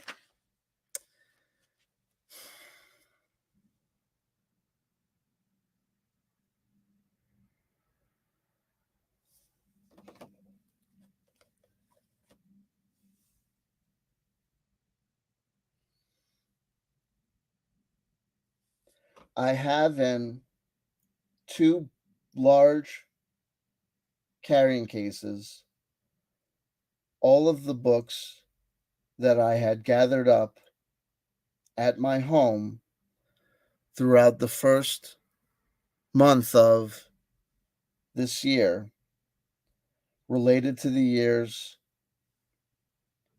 2013, 2003, 1998, and 1993, and then some earlier years related to threes, like 80 and 83. And then like some like 1 or 2 from like 73 and 53. We'll get to those. Some odd ones out. I found the ones, I gathered up a ton of them. And this relates to the 30-year, the 20-year, 25, the 10-year, 20-year, 25, 30-year, 40-year loops, nostalgia loops that I've been talking about, and how they aid in time travel or creating the effect of time travel, and now how we have turned that effect of time travel and trying to turn that into a meta RPG. This is the part where we start going into crazy town, depending on your familiarity. Some people have been exposed to many of these ideas on my previous channels over time, so it may not sound that crazy to you. Some people may be hearing this for the first time, so it may sound like word salad. Trying to introduce the pieces one at a time. I guess the first piece is the nostalgia loops. The 10-year loop is a very new thing. Let me just explain the 20-year loop. When in the early 2000s, I noticed that everything seemed to be repeating, that it was just the 80s all over again. And I started cataloging instances of what I considered a 20-year nostalgia loop. Evidence that what I saw happening in movies, music, fashion, art, everything was just a repetition of what had been happening exactly 20 years earlier. I held on to this pet idea and collected over time these things into a notebook, always with the idea in the back of my head that I was going to one day write a book about this 20-year nostalgia loop. It remained a pet idea, and eventually I stopped, collecting the cataloging them in the notebook, but always held on to the core idea. In 2018, for whatever reason, I resurrected the idea and started talking about it again on my YouTube channel, but for whatever reason, married it spontaneously in my head to this notion of creating a kind of ersatz hypnotic time travel by only listening to music, only reading books and experiencing media, comic books, video games, art, culture, whatever, from 20 years earlier. The notion being that because everything that's going on in society is really basically a repetition of what's happening 20 years earlier, then if you would just listen to stuff from 20 years earlier, you would basically overload that kind of natural 20-year nostalgia looposity that was going on, and it would be like you were actually 20 years earlier. So at the tail end of 98, I said I'm endeavored to do this. I was going to only listen to music from 1998. I was only going to watch movies from 1998. I was only going to do everything from 1998. I was like, really going crazy with it in an effort to like kind of go back in time to 1998 or see like how big an effect I could get. I didn't think I was going to actually go back into 1998. I didn't think I was going to wake up and be like, oh my God, it's Beth, my girlfriend from 1998. Where am I? Oh my God, I'm at UMass Amherst where I was going to college in 1998. Holy fuck. Oh my God. It's where's my beard? Oh my God, it's 1998. Oh shit, it's me. Oh fuck. I'm going to fuck me. Fuck yeah. Oh yeah. Oh yeah. You know what I mean? I didn't think that was going to happen. I thought it was going to be like, oh man, it's like, oh shit. It's like, look at that girl. She's dressed just like someone from 1998. Oh, it's happening. Oh, fucking hey. What's on the radio? Oh, shit, it's that song from 1998. It's happening. Like, it was going to be just like that. And it was going to be just like cheap thrills, right? It was just going to be like, da, da, da. And it was also at the time, like, whatever. What ended up happening? A whole bunch of other people got involved with me as well on my channel. And the whole thing was like, we were going to do it together, and then collectively, if I'm doing it over here and some guys in Scandinavia and other guys in Hawaii, that we're going to like align our brain. And I'm an atheist. I'm kind of like a skeptical guy, even though I'm exploring these things. The whole thing was, let's see what happened, right? Let's see what happens, right? And what ended up happening was I had a relapse, and some other dude had a relapse. Some other person said my ex-girlfriend showed up. Like, it was a whole bunch. Then some people said nothing happened. Another person said it was like a terrible thing, like they had a freak out. Some people said it was cool that they had experienced like time wavering, but stuff happened.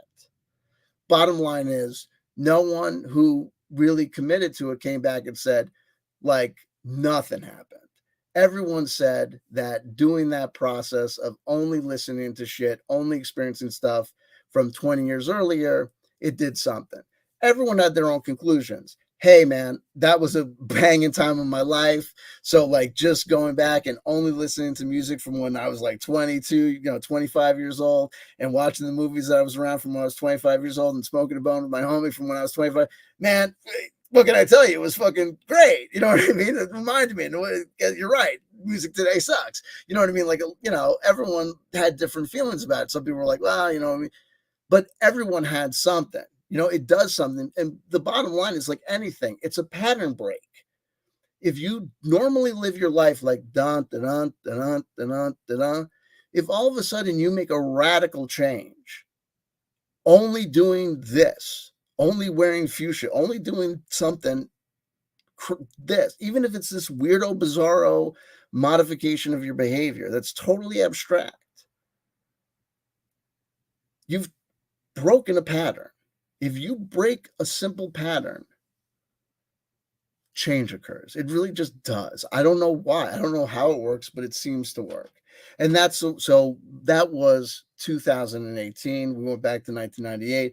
People had all sorts of experiences, and there was all sorts of feedback and all sorts of things. Then we go into 2019, and I'm still experimenting with the nostalgia loops, and we're talking about it. And my experiments continue. And as I'm continuing to experiment with it, things in my life are changing. My radical things are changing in my YouTube channel. Radical things are changing in my life. I have an affair. I end up moving in. It was crazy. In 2020, I started going all over the place, and I really started having problems keeping to the nostalgia loop for the year 2000 because I did not have a groovy time in the year 2000. That's probably when I started getting so old. That's when I started noticing the nostalgia loops. So now I was noticing nostalgia loops on top of nostalgia loops because in 2020, I'm going back to 2000, but that's when I first started noticing nostalgia loops because we now had a real problem. When I first, just shortly after bringing nostalgia loops to the attention of the YouTube audience, I'm having to say we're having a problem because now we're getting feedback nostalgia loops, which was saying I didn't even have to think about or deal with before. So I'm bringing to the table a new idea, and as I'm trying to explain the new idea, all of a sudden there's a wrinkle on the new idea, this feedback loop. All of a sudden we're dealing with 1980 feeding back into 2000. So when we look at 2000, we're looking at 2000 and 1980. It gets weird. And then I started saying to myself, well, to be honest, I'm looking at other people's research, and some people are talking about 30-year nostalgia loops. And I'm going, yeah, that makes sense too. And 25-year loops, because you have 25-year reissues of records and people's 25-year reunions and shit. That's starting to make sense too. And I started looking at that and go, oh, well, you can't really just be married to 20-year loops. So in 2020, while I'm living with some person, I can't stick to just looking at the year 2000. So this is what's crazy. I, on my iTunes, have playlists for all these years that in the year 2000, while I was supposed to be just in the year 2020, when I was supposed to be just concentrating on just doing nostalgia loops to the year 2000, right? I couldn't control myself. While I was watching my kids during COVID, like in 2019 and 2020, I was supposed to be watching my kids during COVID. I ended up working on nostalgia loops for every year under the sun. I have playlists for 2008, 2010, 2018 for no reason, 2001, 1995, 81, 2002, 98, 99, like 86, 87, 79, 04, 92, 97, 2015, because that was when the channel started, because I had to do all sorts of research, because that was recently. It was just, so I was doing all 87, you know what I mean? I was going all 2005 because I went to 2005. I had to do deep investigation 2005 because I had a major breakup. Mayan Apocalypse 2012. We had to do some research on 2012, right? I was just making all these loops and dude. So I have all these like piles of books I started organizing all these different years. Here's where I'm going with that. For whatever reason, I can tell you that the years 2003 and 2013 have already been highly investigated by me. So the whole concept of this meta RPG thing is that when you go back in time, you're basically building time tunnels to these previous years. These years, and this is like goes to Einstein's theories. Look, we have this concept of like time moving forward into the future, but that's like an illusion of our senses. The past still exists. 2003 exists. Every single moment that exists as really as this moment does. We prioritize and we proprietary, like we put some major emphasis on this current moment, this now, like be here now. But we just do that because we're like self-obsessed with like experience, with our current experience. But every single moment that we've ever experienced is just as real. It's just, if any of those like blinked out, we would blink out, right? They're all necessary. If any of those disappear from the continuum, we disappear from the continuum. That's like that whole thing. Like if your grandfather disappears, like you go away. Like we're all, every single slice of the film is necessary. So 2003 is absolutely still fucking there. It is. I think. I mean, unless I completely misunderstand things, it's not really necessary for me to understand anything. And everything that I fucking know about the space-time continuum, all this shit, is shit that some fucking guy told me. Some person told me. Some guy or some gal told me. The fuck do I know? Right? And I'm like, oh, that fucking idiot Christian. He believes everything somebody fucking told him in a book. Some guy tells me some shit else, and I'm like, oh, that fucking idiot believes that shit because it's like it has like, you know, angels and shit. This guy told me some shit has numbers and shit. That's fucking, you can tell that's real because it's got numbers. It's complicated. This guy fucking believes shit fucking that they believed in, like the fucking desert. Not like me. I'm smart. I believe the stuff that you gotta believe in, this stuff. It's like numbers, and look at it. It's complicated. Look at that shit. Explain to me, quantum physics guy. Explain to me. You ever listen to a Feynman lecture? I swear to God, they're like making it up. I'm teasing. I know that I know that it's that I don't understand it. I'm not one of these guys. Richard Feynman, they're just making it up. I know that they're not just making it up, but come on. When I sit there and I say,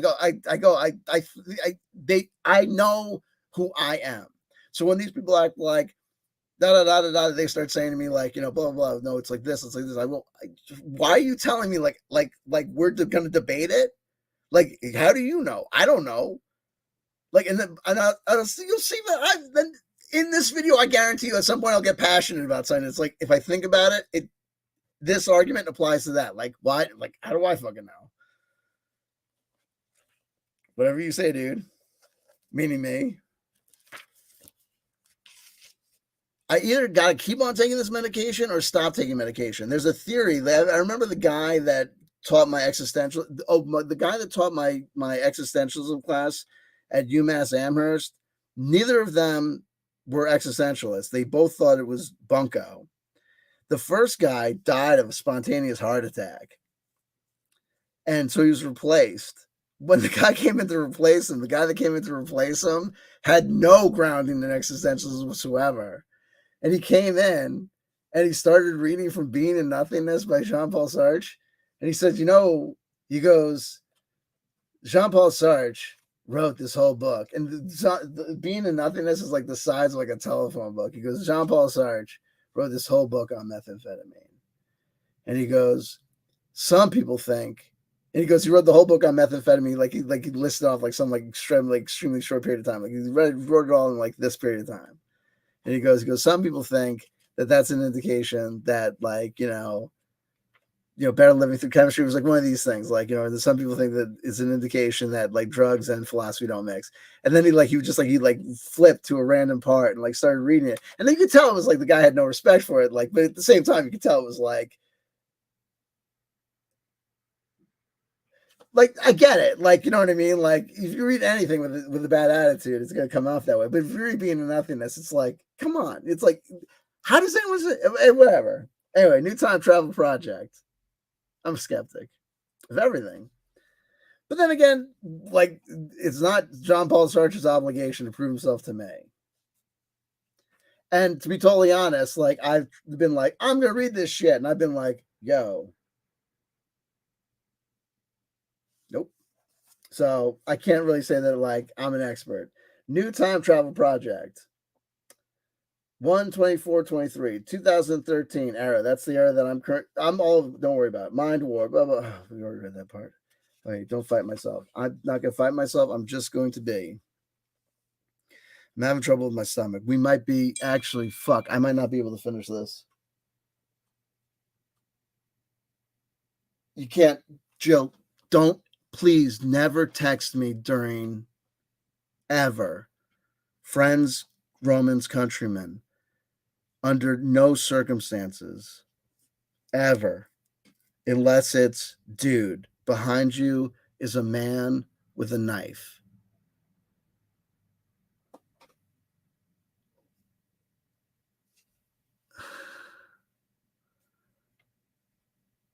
Yeah, Jonaside. Yeah, I had to stop because I didn't want to relapse.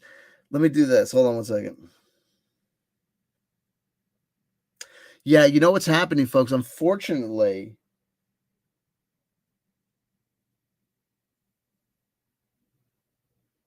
yeah, we've been here for an hour and 35 minutes. Christ. Yes. L, the drugs I am. So here we go. L. Hold on. We got someone. L, thank you. Because look.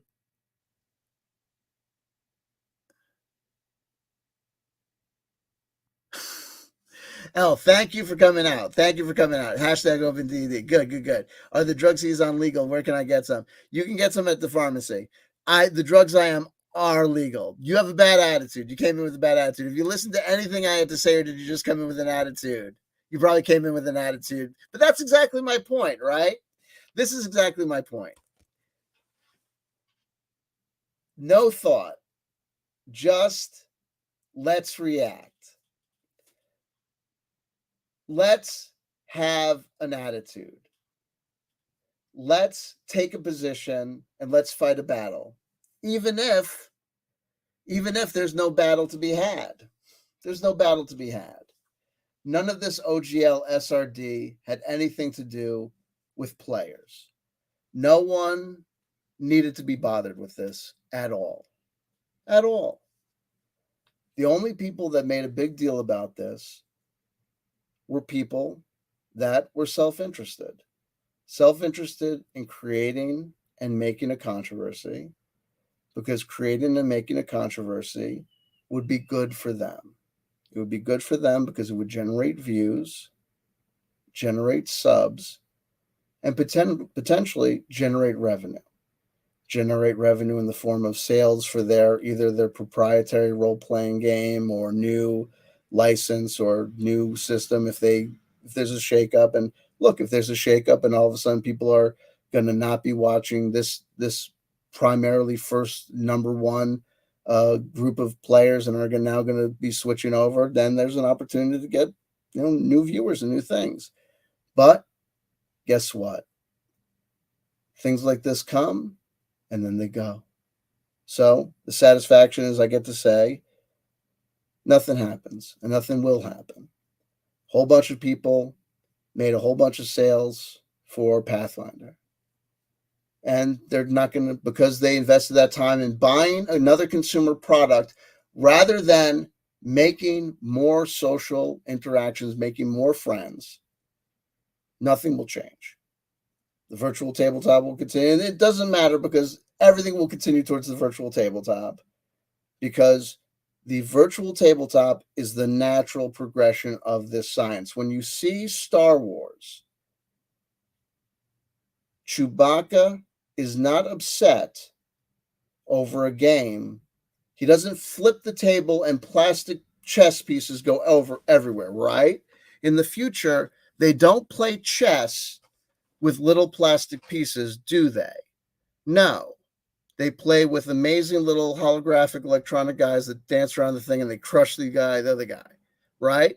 Because computer graphics that actually move around are better than theater of the mind. Theater of the mind sucks. That's why television replaced the radio. That's why 16-bit graphics replaced 8-bit graphics, and why photorealism replaces every successive generation before that. And yes, 8-bit graphics are beautiful and cool, and they'll come back every once in a while, but they'll never be the dominant form of technology. They'll never replace photorealism ever again. And no one is going to keep tabletop role-playing games alive in the world of Skyrim and in the world of virtual tabletops. They're not going to. They're going to do something else. And quite frankly, this game of collective playing and whatever, it's all going to be taken over by people playing virtual shooters and whatever, because that's what collective experiences are becoming. And they already are. People are saying they're going to save this game. They don't want to go to the virtual tabletop. Why? But you're going to keep it in the virtual space and you're going to still be just watching people on face cam. You'll say no to the virtual tabletop, but everyone on Zoom is okay. The game hobby is alive and well, but everyone admits no one can find any real players in real life, so that's why everyone's on Zoom, but the scene is alive and thriving and doing fantastic. Oh, because 5e sold more than any of the previous editions? Yeah, because 5e is being sold in commemorative sets with Rick and Morty's faces on it, and Stranger Things with whatever, and Wednesday Addams or whatever, and a million sets that are being sold to people who are buying them as shelf collectors, and they're putting them on the wall. Or they're just buying them and not playing them. And a whole bunch of people, grognards and little kids and whatever, and people who just having fun changing their avatar, creating a new thing called Open D&D. Hashtag Open D, whatever does that mean? Keep it open? Keep what? Do what? We're going to have a communist collective called Dungeons and Dragons. We're going to do what? Do what with it? That's going to keep it going. How are we going to keep it going? Everyone has these demands of WotC, but they have no ideas. Oh, we're going to keep it going with the open license like Linux. I pointed that out. Linux is kept going by multiple foundations to the tune of like millions of fucking dollars and billions of dollars. Because Linux is a moneymaker that keeps like actual computer systems going, that keeps companies going. What is D&D? What is 1.01? What is the SRD for the friggin' Advanced Dungeons and Dragons monetize? Who's gonna bankroll that stain open? This is ridiculous. It's lovely. It's beautiful.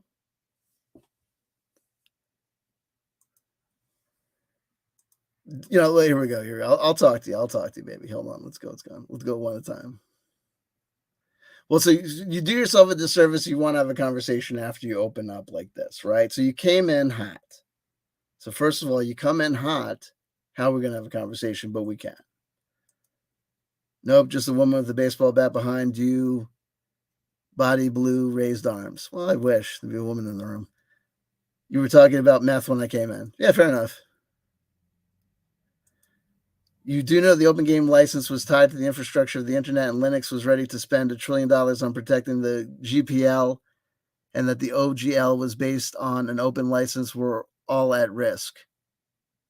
If you're implying that we're all at risk because the open game license has something to do with the infrastructure of the internet, they're somehow connected. Absolutely, I am telling you that's farcical. It's absolutely farcical. Absolutely farcical. So it did matter to players and non-gamers even. Absolute bullshit. I've heard all those arguments. Absolute nonsense. Friend of a friend of a friend of a friend. You have absolutely bought the Kool-Aid. We're all in this together. We're a family. We're all this together. Bullshit.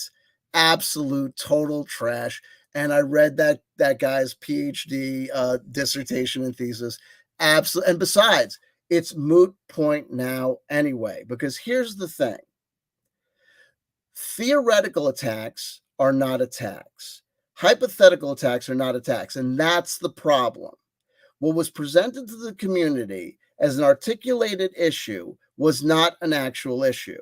When we actually go back and see what actually happened, we'll see there's what actually occurred. And what actually occurred, Wizards of the Coast, we will see, made approximately 4 or 5 moves tops. That's it. They made 4 or 5 moves tops. That's it. This statement, this statement, this statement, this statement. And in that space of making all those statements, a million other people, that's obviously, a number that's just used for an example, not an actual number, a million people made a billion rando crazy statements. And a lot of those people had so-called authority, right? A lot of lawyers. Meanwhile, a lawyer, a general practitioner lawyer with a practice out in Queens is not qualified to talk about the OGL and SRD. Everything he told you was just common law. Thank you for telling us about the common law. Nice, interesting. None of it incorrect. All of it doesn't really get you. There's no point for kids and gamers and players to worry about the intricacies of OG and LSRD. The only people that need to worry about that were people that had actual contracts or actual issues with Wizards of the Coast. That's the actual fact. That's it.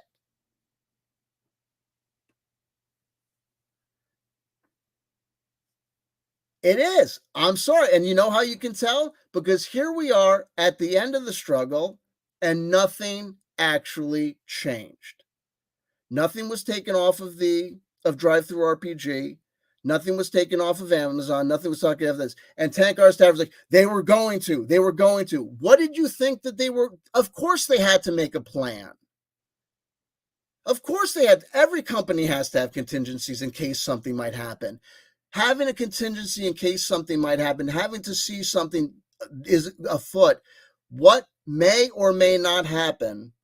Oh, God. Yes. And you know what? I don't give a shit.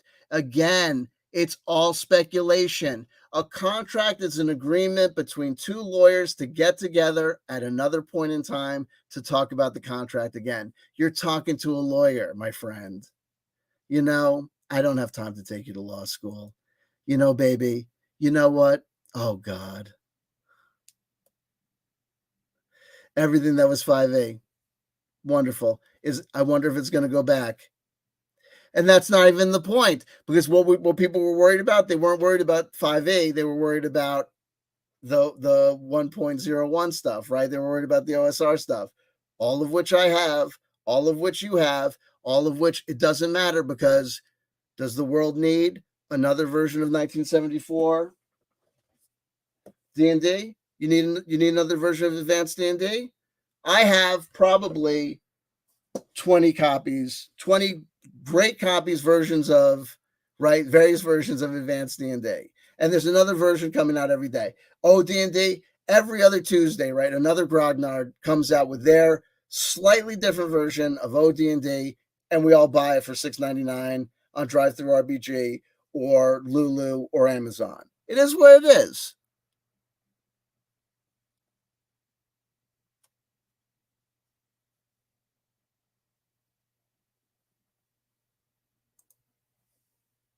Nope. He is working on the sequel to Shadow of the Demon Lord, Mad Wizard or something. What did I say that you think I'm saying nope to? Brother, listen, sister, whoever. I'm not doing it with you, baby. I'm not doing it with you. But I want to thank you for coming out, because you actually proved my point. You actually proved my point. It's over, kid. It's over.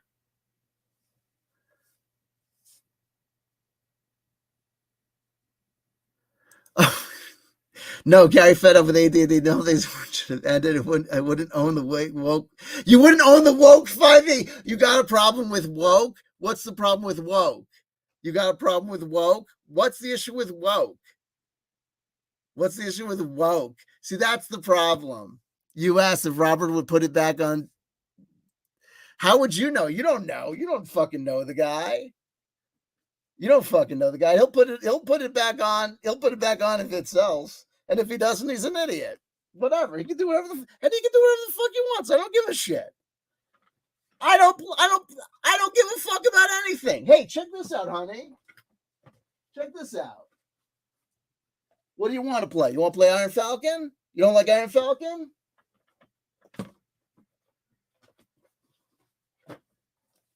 You want to play second edition? You want to play second edition? No? No?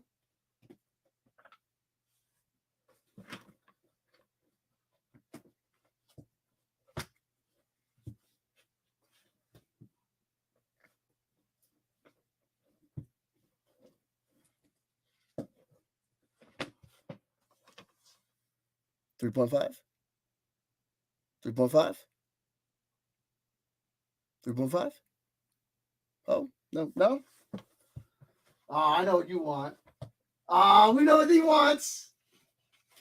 We know what he wants. Ah, Suki Suki. Ah, Suki Suki. Oh, we know what he wants. Right? Should I give it to him? We know what you want. Ah, we know what he wants.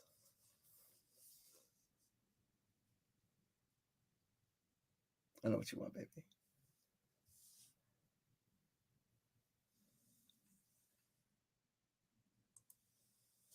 That's not Mulvey. No, that's Mulvey. This is Mulvey, right? You want this. This is what you wanted. I know what fucking Mulvey is, you fucking asshole. It's the fucking red box. I fucking whatever it's fucking 83. 83. Well, oh no, I'm thinking of Metzer. I'm a Metzer guy. I fucking got the first one was fucking Metzer. Oh, what you want to do? Prentice Hall? What, you have to get the Bloomhole rules out there? Oh, you want the Bloomhole rules? I gotta get you the Bloomhome rules. Is that Mulvey enough for you? The Bloomhole rules? Blue Homes? Oh, will that scratch your itch? How many copies of Mulvey rules do you have? Let me ask you this. How many copies, like different versions of the Mulvey rules, do you have?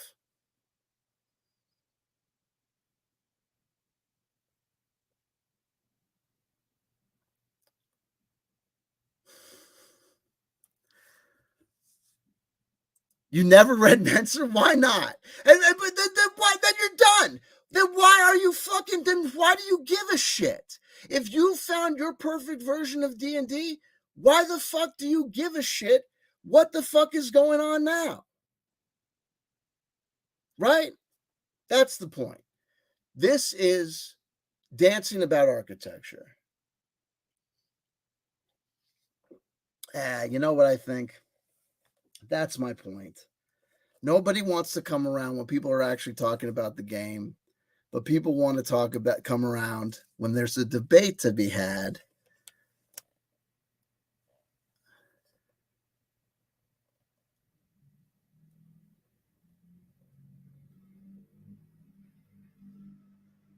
No, you're fucking bullshitter. I love you. God bless you. God bless you. God bless you, troll. God bless you. You're awesome. You're in hospice. You've been in hospice for 20 years.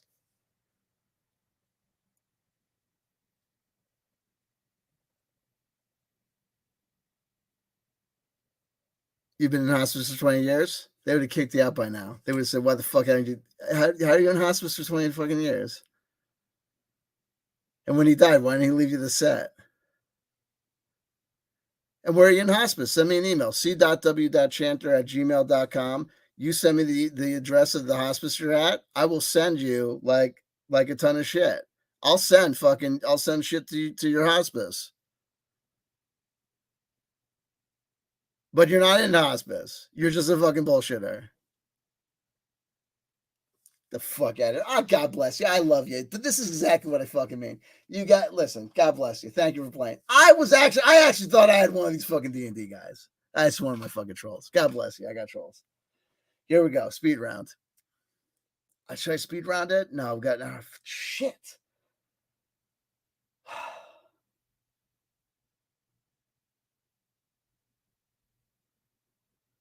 So the deal might be that this is the grab him by the balls and try and get him on this one, and then the meta RPG stuff we get him on tomorrow, because I got too much shit to try and unload it on you now. And whoever you are, L, know this. You are Wicked Mate, and I love you. No matter who you are, no matter what your motivation, no matter if I knew you in the past, no matter what conditions. Right on. Okay. From 2013, we have the Oracle of the Shapeshifters guidebook from Lisa Cavendish, but I do have tarot cards. I do have crazy tarot cards related to 2013 that we can talk about, but I can't. My stomach won't allow me. We're gonna have to do it the right way. I'm gonna have to accept that this 2 hours didn't get to the meta RPG entirely, though we got to pieces of it. I've got the spell. Oh shit. Yo.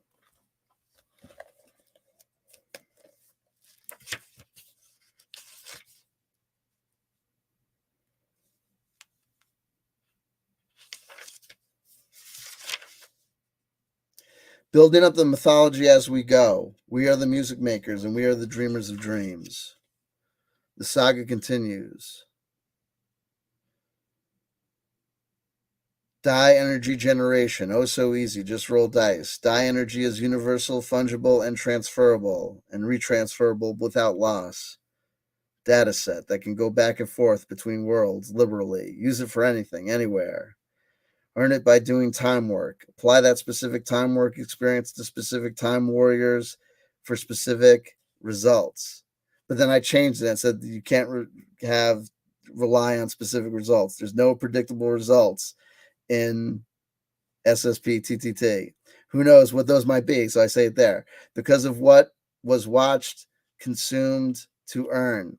You watch movies and you listen to music, and as you have these see these tropes and hear these things that inspire you or have these memories, you write it down in the form of like a spell. You see something, like you see, like I saw this movie where Ray Winston, like the guy from Fire Walk with Me, or like he's been a million things, but he's Ray Winston, the actor. He played this military commander. His name was Braxton, so I just wrote down the spell as Braxton! Exclamation point, military commander. And so that's the spell. And so when I roll the XP, like whatever I turn out, whatever the dice code turns out to be, it's be a number of dice, I would roll it, right? So like say it's like this handful of dice is the dice code. However many dice is the Braxton. So I get it, I total it, and I put it down in my book. Then if I'm making like a warrior or it's a spell, and so the spell is like, so here's the movie. The movie was called Big Ass Spider with Greg Gernberg. It was a pretty good movie. A lot of stuff in it. You get a lot of spells out of it. Here, I'll explain it to you. This is gonna work. Big ass spider. So here's the spell: Braxton, military commander. So you'd roll like the number of dice, you'd add it up, and then when you needed to use that spell, Braxton, like if you could use the spell to either use it during like character creation, like use it as experience that you would apply to a character, like you would put in a base, like because when you go and you're doing this time work, which is you're building these time tunnels. So the meditation of the applied time travel technology is the just listening to music, just paying attention, just reading books only from a particular year to go to that year. And that's the time work, so that you trick your brain and your mind into thinking, into experiencing that year. So when you are doing that, you generate these spells and you write them down. So when you're working on a particular year, like so I'm working on 2013 pretty consistently, there's also like the metagame is you could play the metagame or you don't have to. You could just play SSP TTT just by doing the time travel and just be like, I am a solo guy or gal or whatever, that when I do the time jump, I'm just there, like I just go back myself. Or it could be you play the another meta aspect of the meta game, which is when you go back there, you're also setting up like time junctures or space tents or like lean-tos, or like depending on how sophisticated you want to get, like a mansion, like whatever. Like you're setting up like base camps, like areas, and like you can have like patrols and like vehicles there, like you like with your role playing game stuff, like characters and like stuff, and like so you could like build up so if you had a fighter, you could use the Braxton energy, like so if you generated a whole bunch of dice and say so you like a 1,000, like a 55 XP of Braxton. So you're building up your character, and your character needs like 100 XP to get to like the next level, to get to level 2 or whatever system you're playing. When you use Braxton in that context, you don't even have to know it. You just know that like part of the XP that went in there was that Braxton XP. So Ray Winston as Braxton went in there. So that guy, you don't have to know it. You just know. The whole point of this, it's like cryptocurrency for dumb hippies. It's like cryptocurrency with prana, right? It's like cryptocurrency with vibe.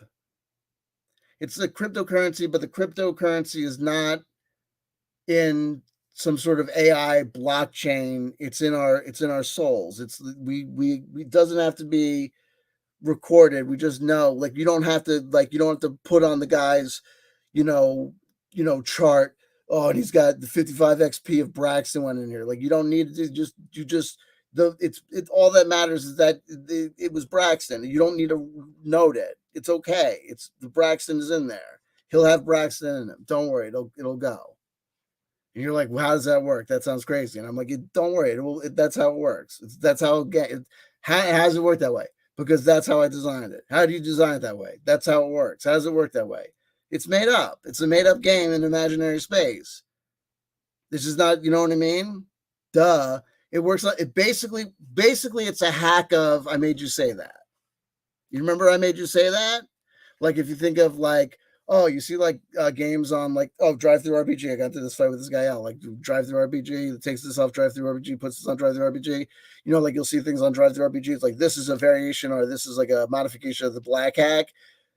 Like, of its precedents, one of the kind of root things of meta RPG that I invented, that no patent, you cannot I'll know if you're real deal, who you say you are, by this. Part of the point of the meta RPG is this. If people are saying the problem with WotC was that they could come in with this OGL and then they fuck it up and take it away, I am creating a whole new thing.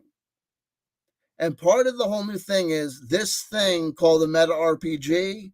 One of its core aspects is that it is not, you don't license it, you don't put it on a thing, you don't sell it for shit, you don't do that crap with it. It's basically the religion Commonwealth chanting, but it's like the secularized thing. I have a religion called Commonwealth chanting.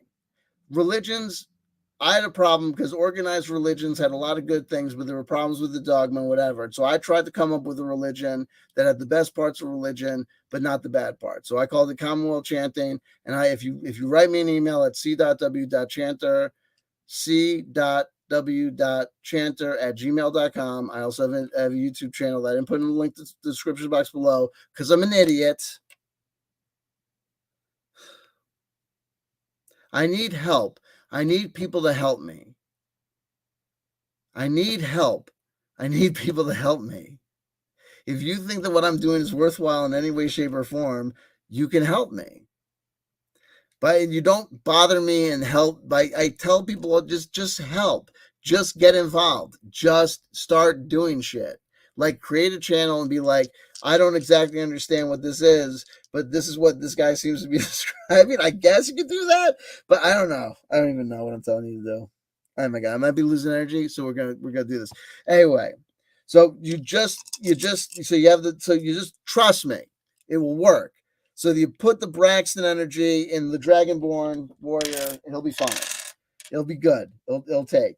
Or Braxton XP could also be used as a spell, right?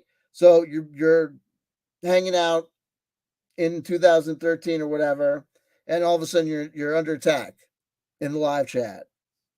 Fuck that shit. You throw the Braxton at him. You could have used Braxton as, like, it's all fungible goods. Like, so it's like the spell, the Braxton, right? So visualize this. Okay, here we go. This spell, here we go. I'll use the pink one. It's better. This is the Braxton, right? This is the spell. I could use this as XP to put into the character to level him up, right?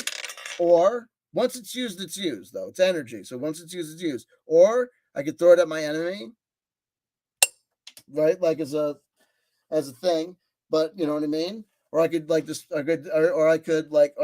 a thing, like as an assault, or I could discharge it as a smoke screen. I could say, like, Braxton, you know what I mean? Like, and it could just discharge it that way, and then Vamoose, do you know what I mean?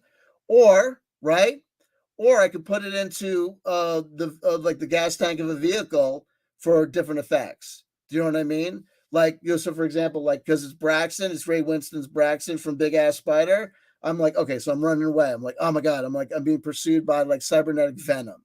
Holy shit. Cybernetic venom. And I'm fucking me in this shirt. And it's like, visualize me as like this guy, right? Cybernetic venom's on my ass and I'm this guy, right? I'm this. This is me. This is my persona, right? It's me and Ray went like fucking cybernetic fucking venom's on my ass, right? Oh shit. What do I got? Hold on, I need something. I need some sort of like visual aid. I need like a good visual aid. Oh, check this shit out. This will work. Watch this. Watch this. Watch this. Watch this. Watch this. Watch this. Watch this.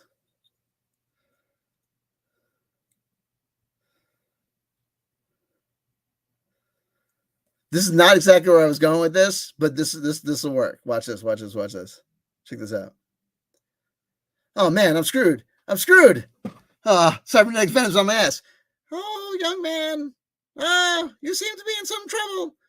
Oh man, lady, you don't know. You gotta get out of here. You gotta get out of here. We're totally fucked. The cybernetic venom. You gotta get out of here. Oh, I'm not scared of anything, and I shall not run. Lady, you don't understand. I respect you and your attitude. We are fucked. We are beyond. Oh, lady, you don't get it. This guy's after us. Oh man, we gotta run. I won't run from anything, you fool. Listen, this is gonna help you more than it helps us. Braxton, boom. Check this shit out, right? Right? El Transformo. Right? You see what happened there? Now she's ready to go. Do-not-da. Fuck you, cybernetic venom. You're screwed. Or like a vehicle, like you put it like, here we go. Oh man, cybernetic venom's after me. Oh man, I'm totally fucked. Oh no. Wait, check this out.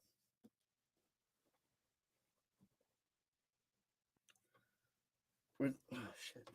Where'd my Braxton go? There we go. Proprietary Braxton. Oh shit. Oh, my camera was unplugged. Where'd I go?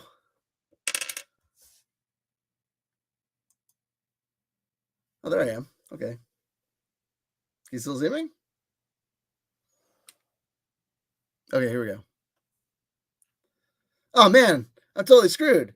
Cybernetic venom's after me. You know where this is going. Boom. Where's this thing? Oh, this is the one. This is the little kid ones. Yeah. Laura Palmer. Right? Ace of spades. You're good to go, right? Fuck you.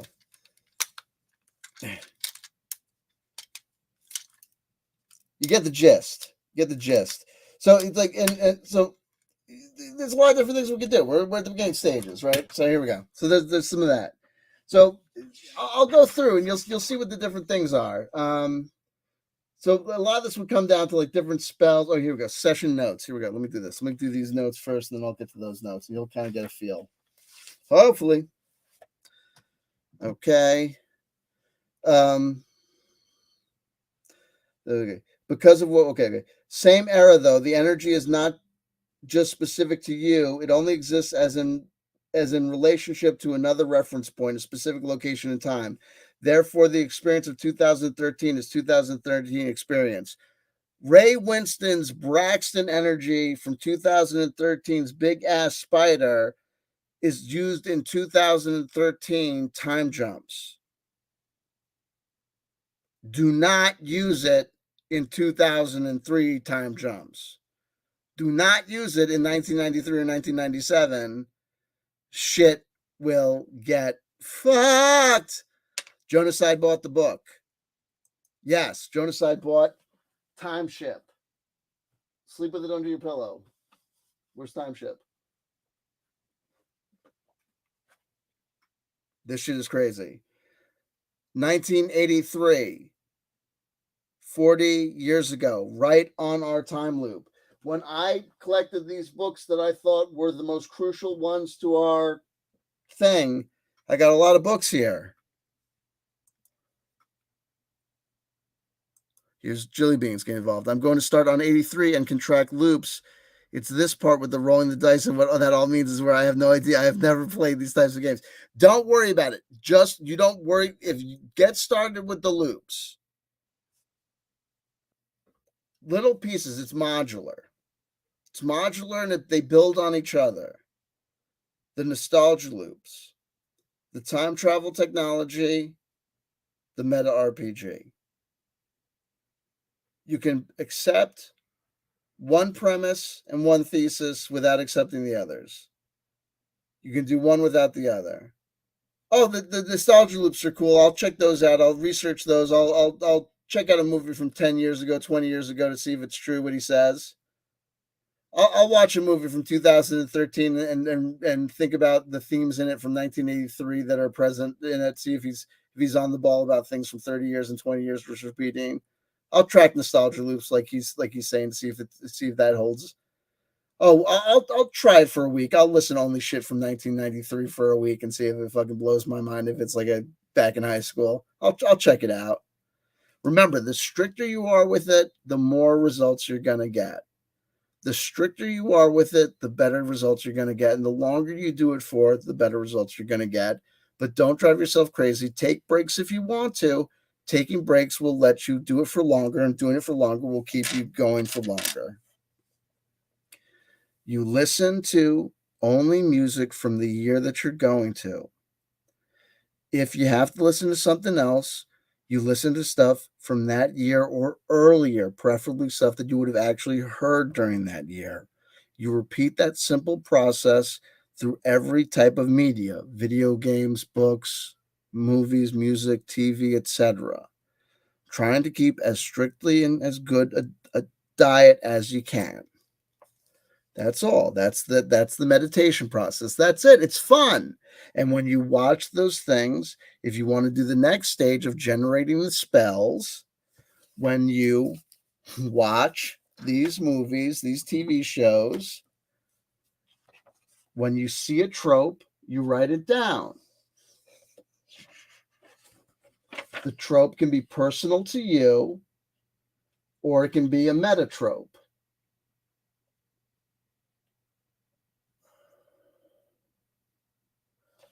You generate the codes, the dice codes are like for January 24th, 2023.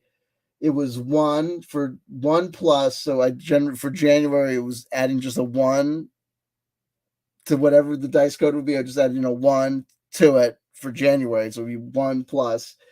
There was 2 12-siders for the 24 for the 24th. So it's 2 12-sided dice for that. 2 20-sided dice because of the 20 in 2023, and 2 12-sided dice because I rounded up for the 23 and that. So that was it. So it was 2 12, so whatever. It ended up being 1 20-sided dice, and the final code was, what was it? 2 12-sided dice, 1 20-sided. It was 120 for that day. It was 1 20-sided die and 4 12-sided dice plus 1.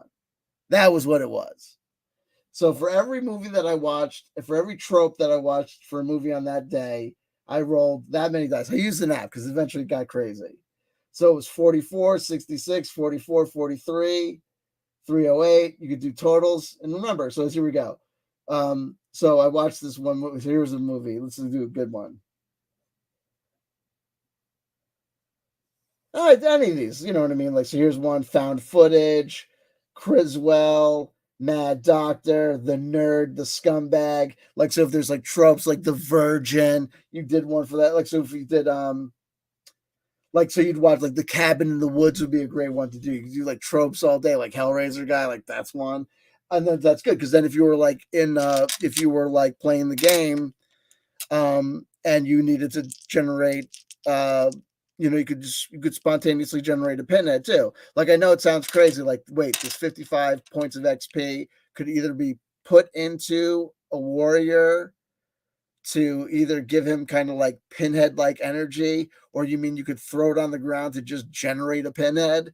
I'm like, yeah, I get it, but we're just fucking around here. But I'm most definitely playing a solo RPG because look at all these notes I'm generating. I'm having the time of my life. I'm going fucking crazy. I'm walking around with books, bags full of fucking books. And my kids are like, what are you doing with all those books in your front seat? Why can't anyone drive in the front seat with you today, Dad? And I'm like, I have 3 book bags full of books. And they're like, why? And I'm like, do you want to know? And they're like, lately, they're always like, they look at each other because they're like, they want to know, but they kind of don't want to know.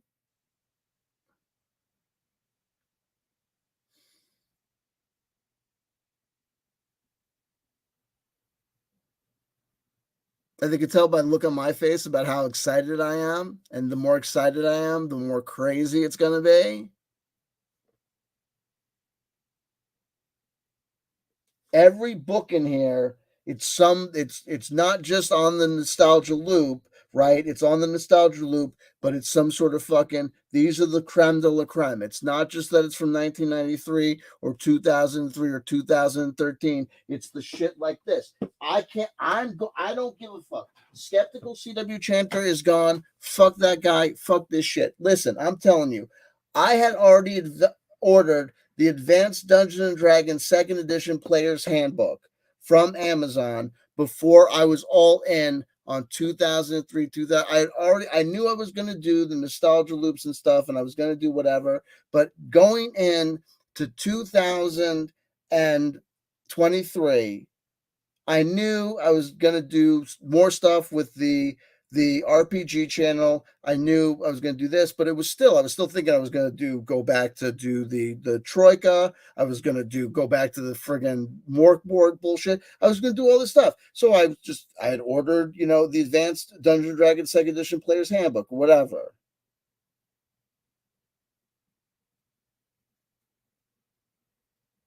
Along with a whole bunch of other stuff that I ordered, after Black Friday on, Thanksgiving, a whole bunch of that I thought that I wasn't going to be able to use this year when I'd finally committed to this whole nostalgia loop thing and this whole game. And I'd gotten this because of 1989. And I thought to myself, well, okay, well, I'm not going to be touching it because 1989 is not on my nostalgia loop for this, for 2003, 2020, 2013, 1998 on the 25-year loop, 1983 on the 40-year loop, et cetera, et cetera. We don't need to keep on running the numbers.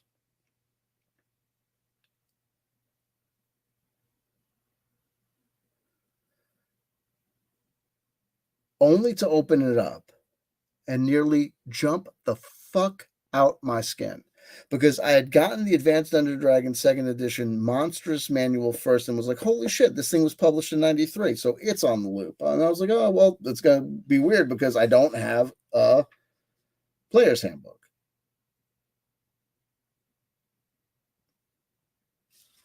But then I showed this to you last time. This is copyright 1989, but this is the 10th printing from August 1993, putting it right on the 30-year loop, bringing it right home for me. My freshman year in high school was 89-90. I graduated in 93, right? So this not only brings it right on the loop, but its years bookend perfectly my entire high school career. I take that as a sign and a wink from the universe. It not only is on the nostalgia loop, but it's like perfect for the nostalgia loop, for talk about nostalgia. And it tells me inside, I open it up and it says that even if you don't have the Dungeon Master, even if you're a Dungeon Master, you don't need the Dungeon Master's Guide. All anyone needs is the Player's Handbook. But it doesn't matter because we're not really going to be playing Advanced Dungeons and Dragons Second Edition. It's not about that. It's not about me playing it. I could play Advanced Dungeons and Dragons in 1993 when I go back in time, but that's not really what it's about. In the same way that I'm watching these movies, I'm actually going to be pulling spells from here. And it's not just that I'm going to be pulling spells from the spell category. It's going to get experimental and weird. And it's not necessarily going to make sense. And it doesn't have to, because it's experimental. But the argument that I'm making is that it's a solo RPG experience, it's a group RPG experience simultaneously. You're playing now as you're leaning in, wondering, what is he talking about? You're learning the rules of the game.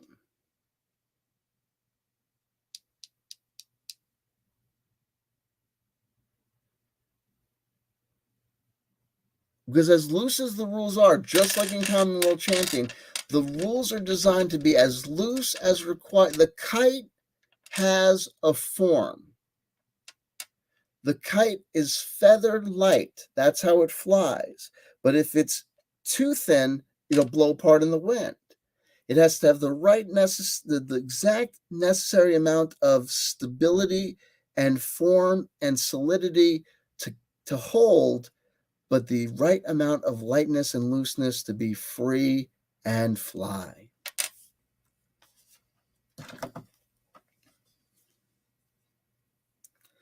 One roll for every minute of a 10-minute session, or one roll for every 10 minutes spent meditating on a specific year.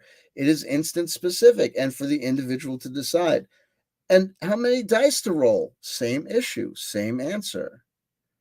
You decide. Also, you may have an emergent need for a lot of XP. Therefore, you should be able to theoretically roll every die in your house to add up all the pips to get a huge number. And re-roll and keep adding if you need to speed level your squads.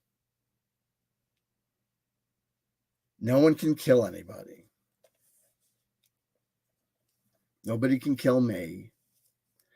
I am the only time master, time lord, time whatever.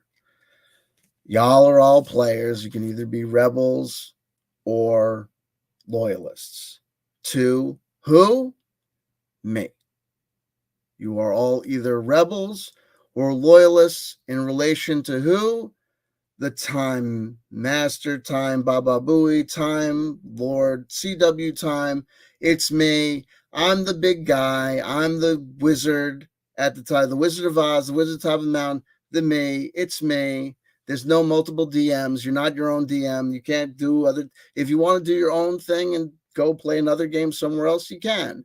But this game, this meta RPG, this first meta RPG ever, this thing, no, I'm the only guy. But the reason that we do that is because, or else it turns into anarchy. And then someone will have the wise idea of I created a spell and I rolled all the D20s in my house and came up with a number, and the number was big enough, and the number was a spell, and the spell was called CW Chanter, blew up, and now I'm the leader. Nope. Just like it says in all the Dungeon Master guides of every single role-playing game ever, the rules and the regulations, the rulings of the DM are final. I'm not going to be a dick. If I'm a total dick, what? You won't want to play. If I'm capricious, there's no rulings, really. The only rulings are what? No one can copyright shit. I'm the big guy at the top of the mountain. Why? Primarily so that no one can come and copyright shit. So that no one can come here and say, this is actually the meta RPG and it's for sale. No, this is the meta RPG and it's not for sale. SSP, TTT, it doesn't matter the name. It's all the meta RPG and none of it's for sale. I'm the inventor of the meta RPG. Oh, its name is somewhere else, blah, blah, blah. You know what it is, and it's this. It's not a LARP. It's the RPG you play in real time. And if people create in real space, if people create other ones that are similar, this one's different. It's this one. How do you know it's this one? It's the one attached to this jerk. How do you know it's safe and cool? It's the one attached to this jerk that can't be copywritten or sold or safe, and no one's going to hurt you. The rules are can't get violated. No one can do anything to you that you don't want done to you. Really. And how does it get maintained that way? Because it's the one run by me. And I can't do anything to you, though. I can't do anything to you. I can't hurt you. But it says that you're the ultimate. The rulings are, I also designed the rules, and the rule says that I can't do anything to you that you don't want to have done to you. I can't eject you from the system. I can tell you that you can't do that thing that you said that you did, where you say, "Oh, but I did kill her." No, there's no killing. There's no death. I said there's no death.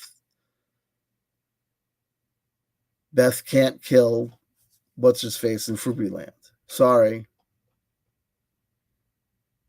Oh, I did. Okay, you're a little kid and you're playing little kid games. I'm not getting upset. I don't get upset. I'm the teacher. I don't get upset by little kids. I give you timeouts and I put you in corners, but I don't get upset. We're okay. We'll be fine. And if you don't like the standing of things, it's fine. We can respect that. It's very okay. There's no crying in baseball, and you can go that a ways and go play your own game somewhere else by your own rules. And I have a feeling, because I'm not a capricious dick, that people will be fine. Yes, I am a sexist, bigoted, weirdo, jerk, politically incorrect moron, but I'm working on all those things. And I let you know up front that I got real major problems. And I'm working on them. None of them are excuses.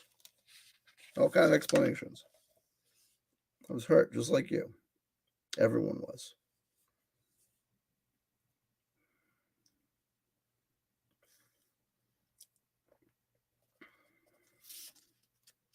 Some side stuff like temples and book stupas.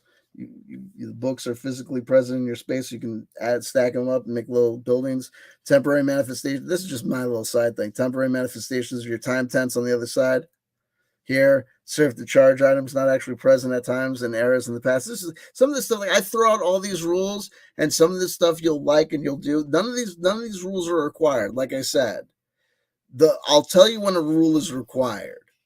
That rule is not required. What is required is no one can do anything to you that you don't want to have done to you, ever. And you can't kill anybody, ever. There are no NPCs in SSP, TTT, the meta RPG, ever. Means you got to take responsibility. There's no, you shoot this thing, you blow it up, you put a stick of dynamite up its butt because it doesn't matter. No, everything, there are no NPCs in SSP, TTT. Everything has, if there are questions in the world that we live in, there are philosophers and there are scientists that wonder whether or not consciousness exists within even all things, even gross matter. There's some that say that even simple gross matter must have some element of consciousness, I think, in order to retain like some sort of like its presence in like the space-time continuum. I don't know exactly how it works, but there can be no debate about whether or not that's the case in SSP TTT. It actually, everything is conscious. So you don't have to be like a Jane about it. You don't have to be like go crazy, but just like don't like no for like any like yours, like you will be responsible. I'll judge you. Like if I see you like fucking around like on something, like being like dang, like don't like be torturing shit. And if you do, like, you know what I mean, like you like anyone sees anyone like doing things like fucked up, like y'all be like they're like don't be saying like, oh, it was just like a bot, or I just like I constructed it, like, or it's a man, like, oh, whatever you say, like, but it's like there are no NPCs in SSPTTT. If it's a mannequin, if it's a doll, if it's a whatever, it better sure shit be really that thing. Because if it walks, if it talks, if it comes correct, if it can answer you, if it can say, no, please don't do that to me. If not, there are no NPCs in SSPTTT. If it looks like a duck, if it walks like a duck, if it talks like, if it can talk, if it can make you act like, feel like you're big shit for making it feel like crap, fuck you. It's not an NPC, and yeah, you're doing dirty. So you're being a bad guy. You want to be a bad guy? That's cool, but that's what you're doing. You know what I mean? No one's gonna die. You can't hurt nobody. No one's gonna feel like don't we're not talking, but no one's gonna get together and like gangbang each other. Like no one's going crazy. But whatever. The manifesto of craptology. The notion of quality is an irrelevancy in defense of the craptapitalists. All that matters is the year. Everything else is a fungible good. I don't know if I'm using that term correctly. Genre fiction is king and or queen. Therefore, genre fiction is king and or queen of the castle. Debatable. You can simply feel free to shop by year, which makes bargain basement shopping a breeze. Debatable. All your garbage is now awesome. You're welcome. You're welcome. Particularly irrelevant pieces of media crap will be good for us because we alone will build up resonance and energy vibration around them, free of interference from the norms, squares and pinks. I like that.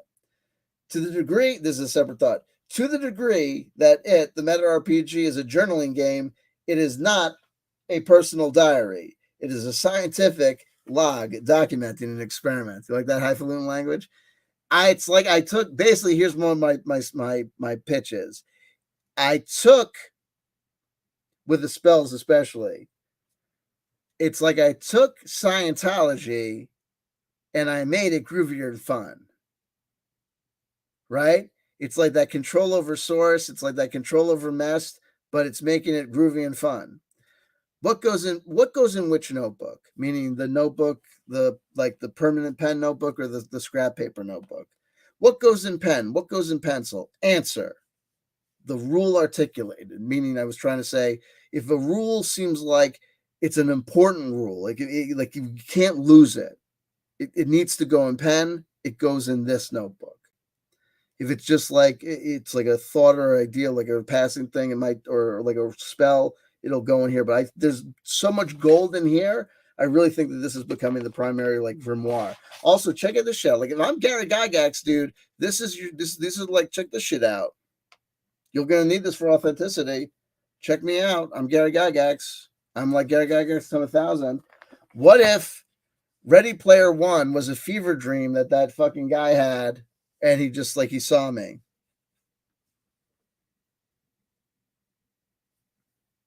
Flights of Fancy.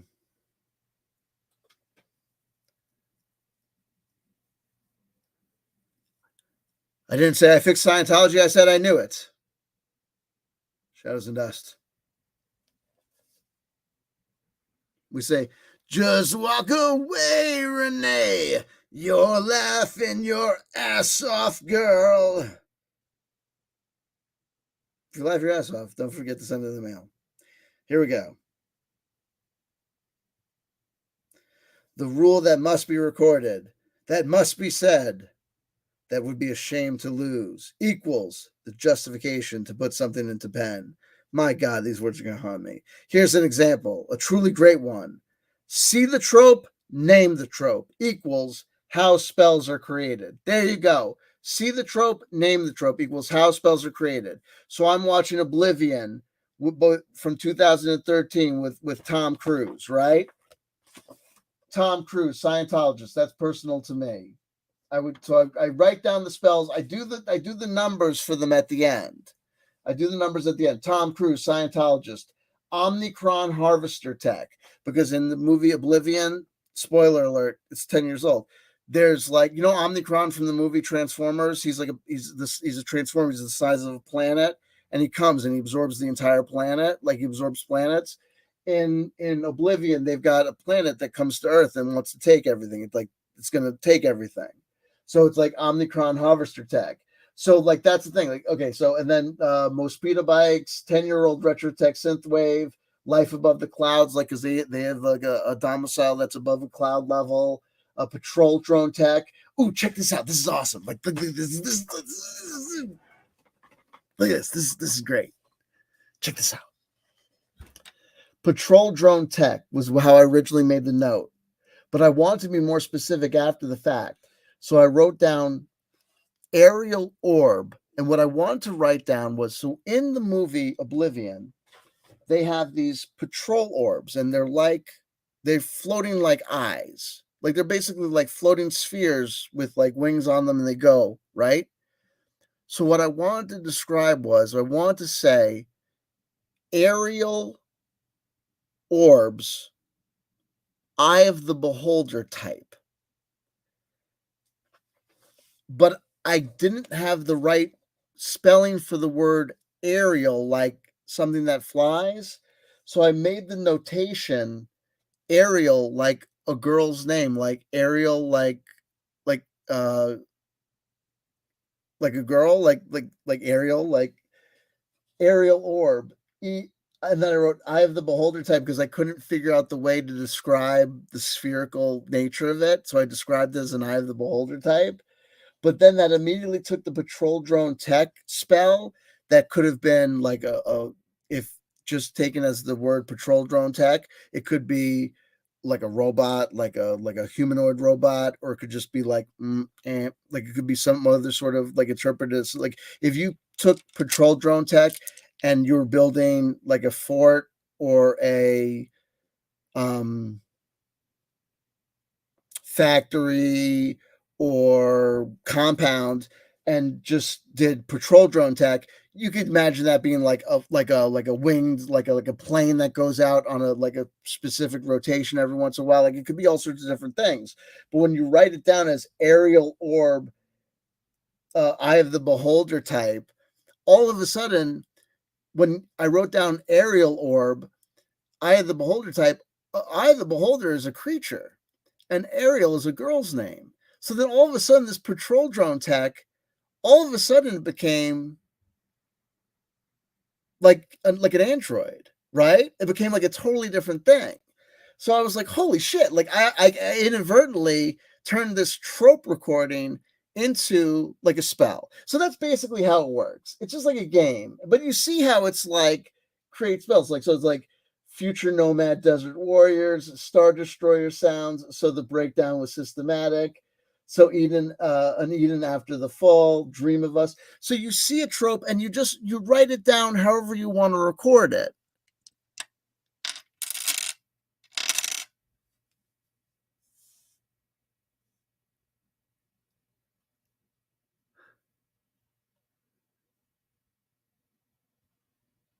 Get out of town.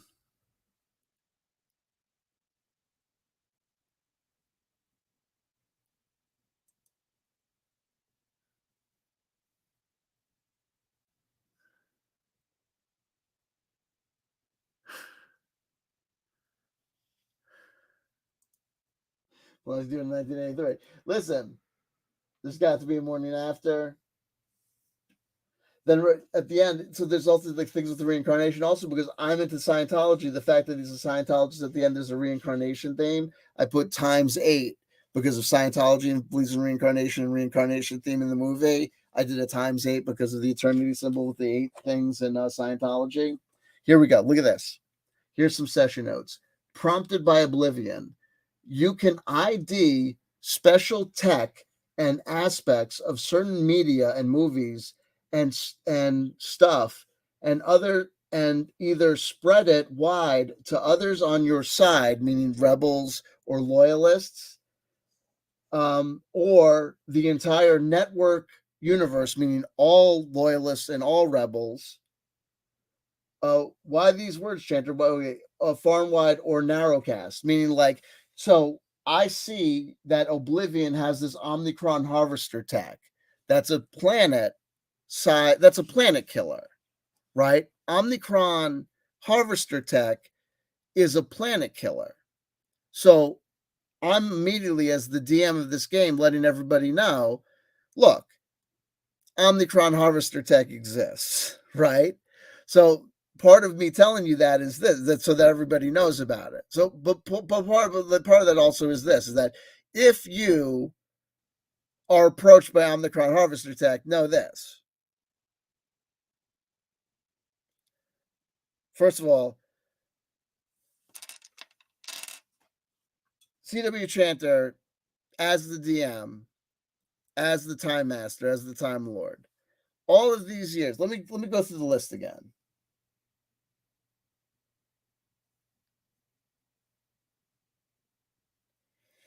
You can especially find me, for our purposes, 2013, which is the reason that I have a lot of energy on 2013 is because 2013 was the year that Lou Reed died.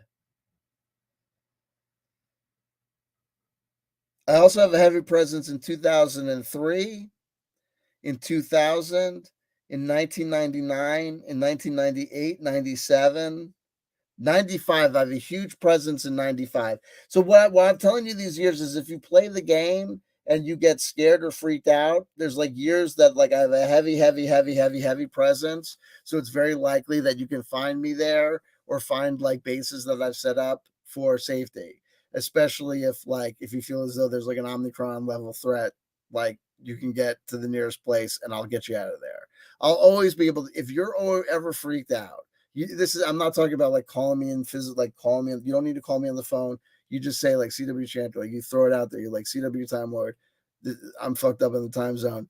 I'll get you right out of there. I automatically, if you are playing this game and you are fucked up, you say CW Time Lord, CW Time Lord, CW Time Lord. I'm fucked up in the zones.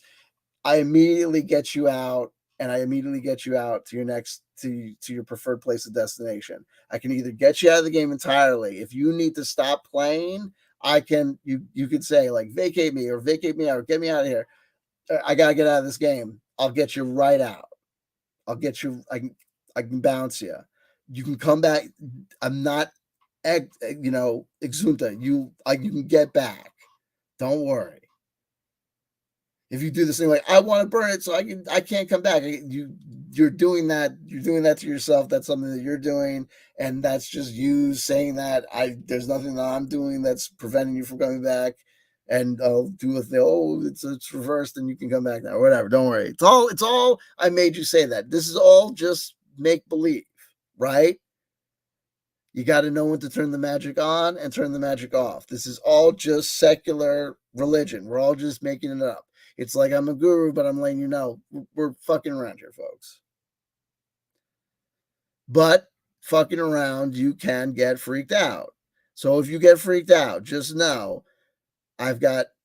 here's easy things also to remember 11s, 22, 4, 8, okay, 2.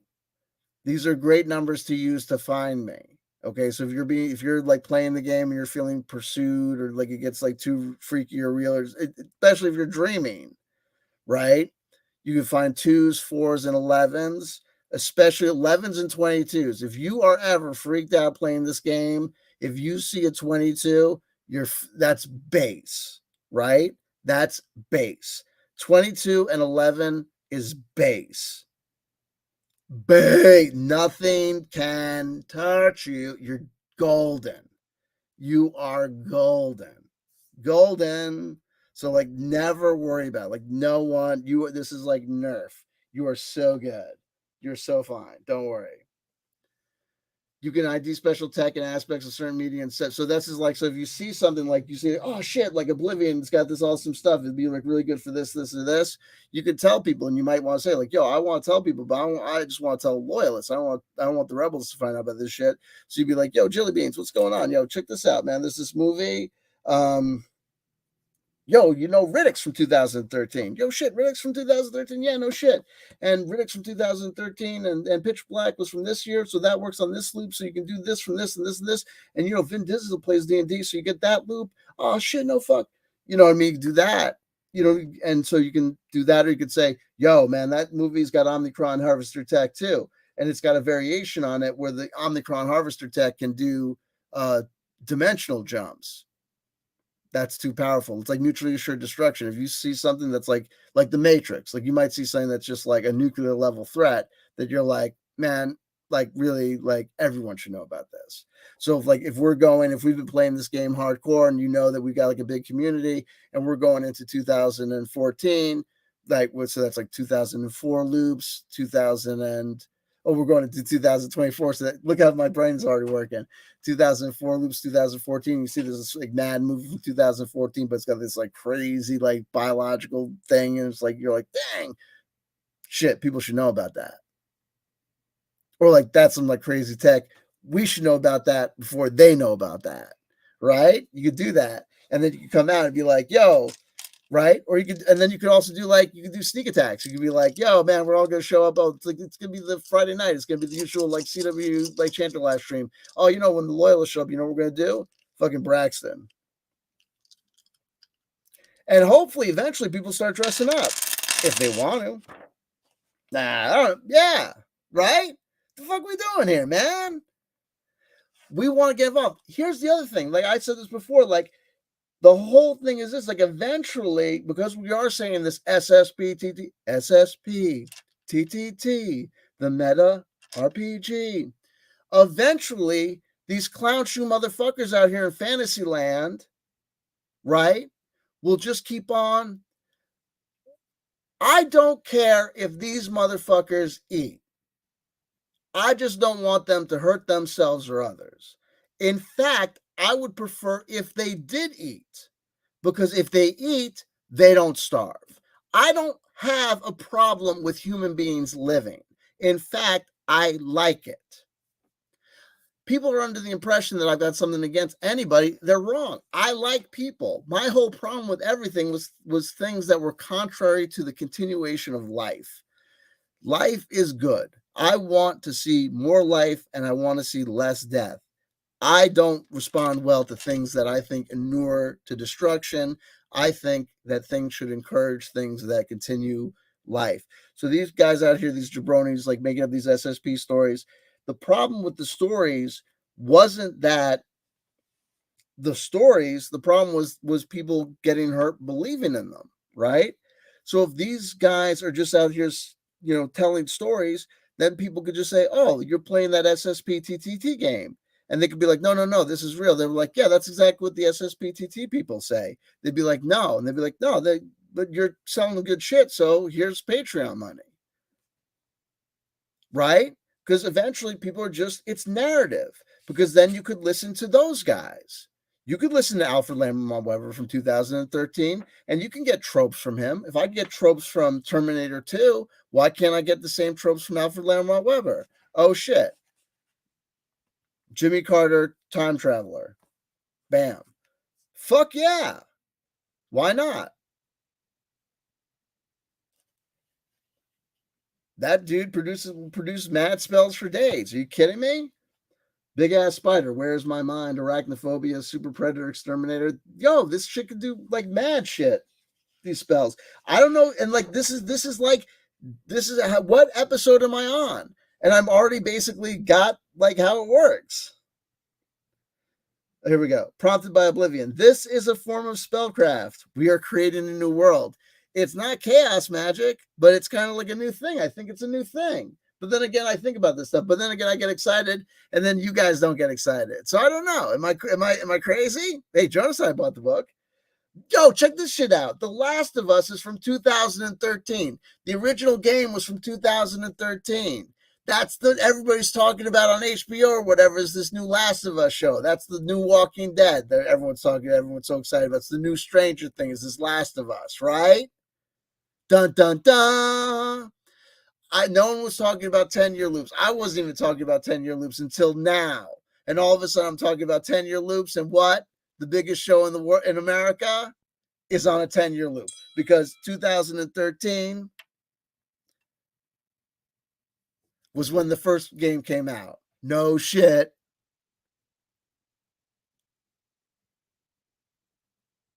Yo. Hell yeah, that is.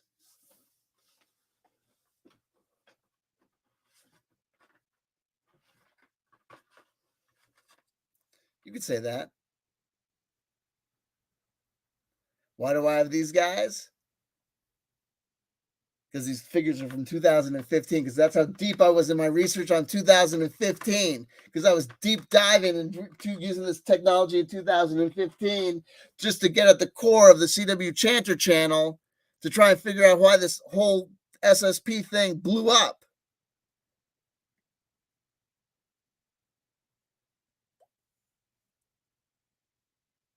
I didn't realize how late it was getting. Hold on.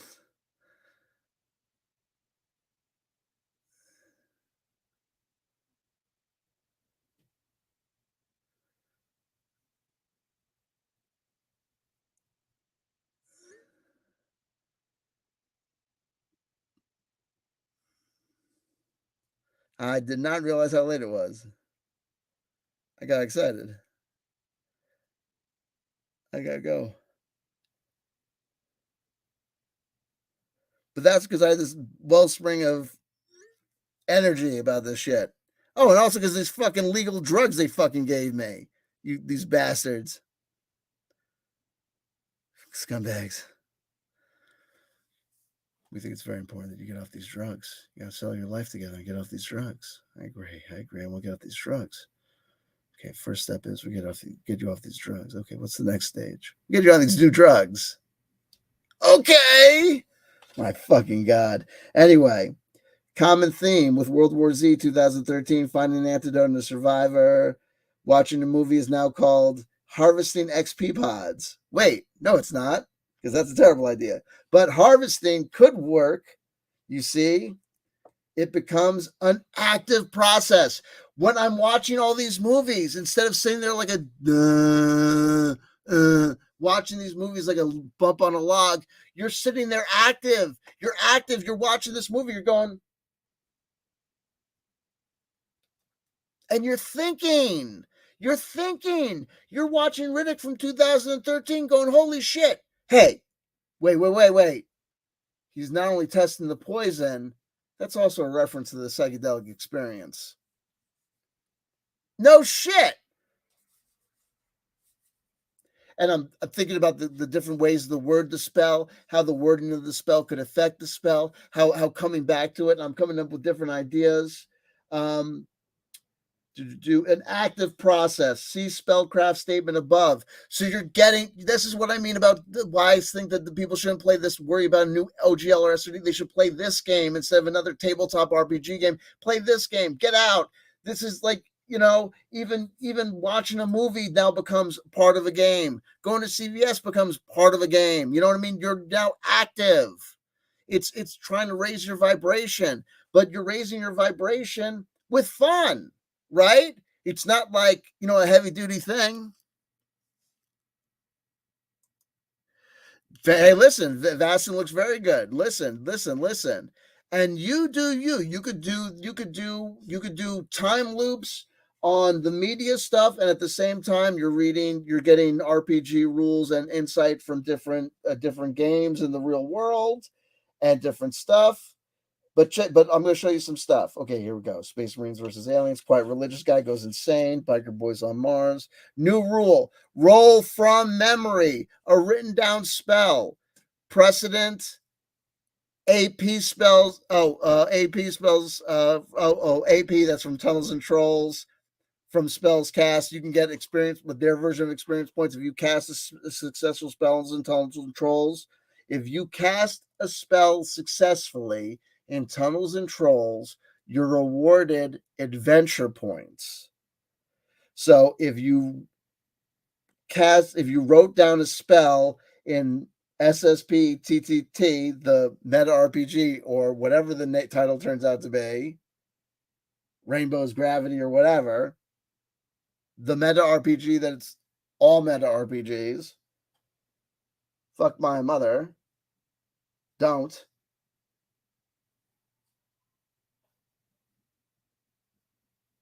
Fuck your mother. That's what thank you. No, don't.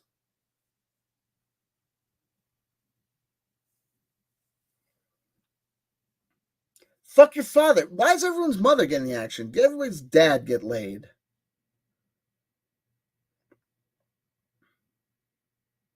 Right? What have we been doing, gentlemen? The fuck have we been doing? What the fuck have we been doing this entire time? Fuck your father. No, fuck your father. Fuck his father. Fuck your father. They weren't getting laid yet. See what I'm doing there, right? We'd all play the odds. We're all in this together, gentlemen. You know how it ends, right? We're all fucking each other, right? There we go. Sparta. There we go. Slayer. Anyway.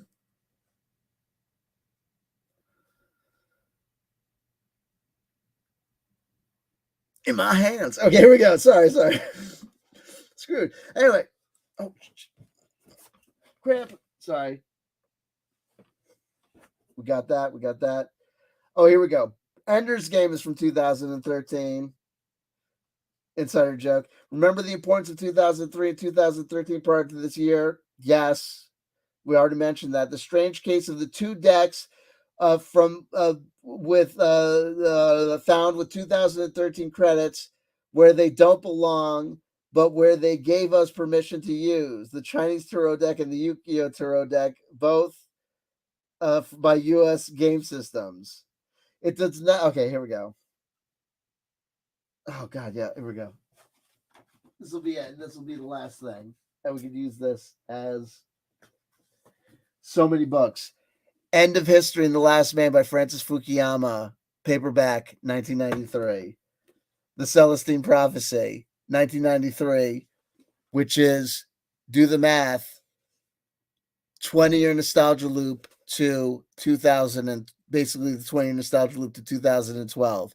The Celestine Prophecy in 1993 was fucking bananas huge.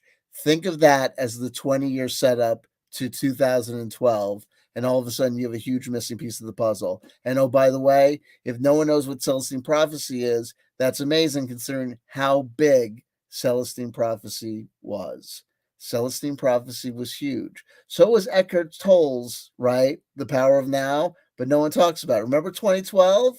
2012 was fucking bananas huge, right?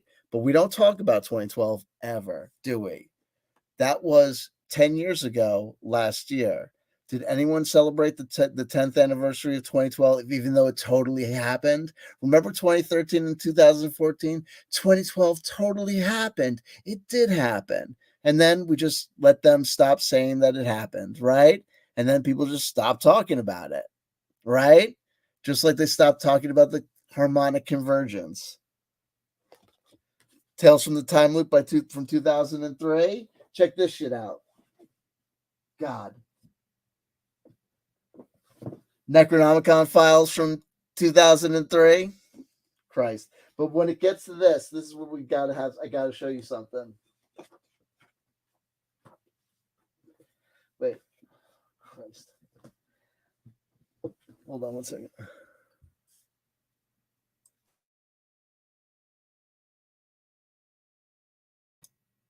Oh, yeah. Sorry.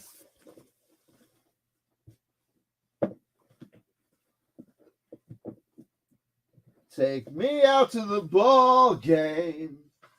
Woo.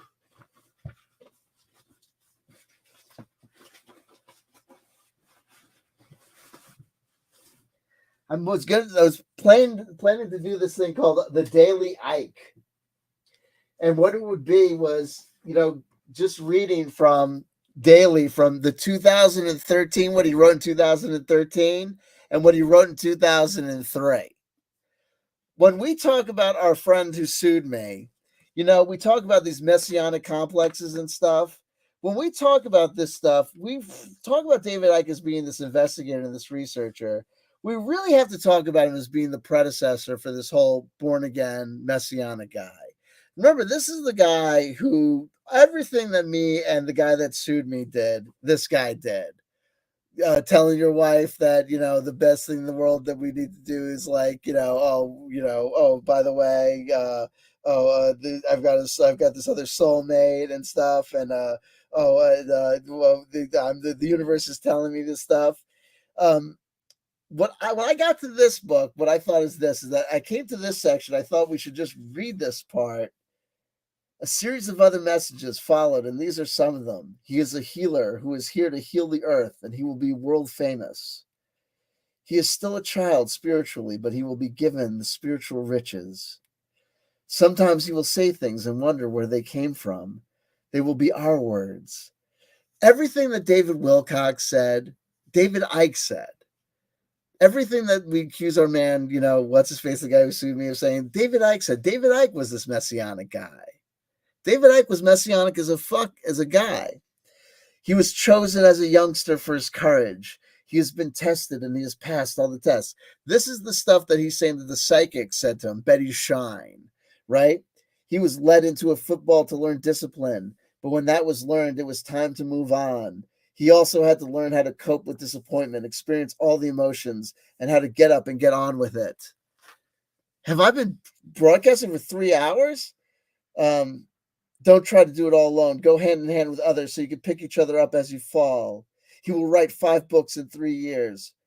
There will be a different kind of flying machine, very different from the aircraft of today.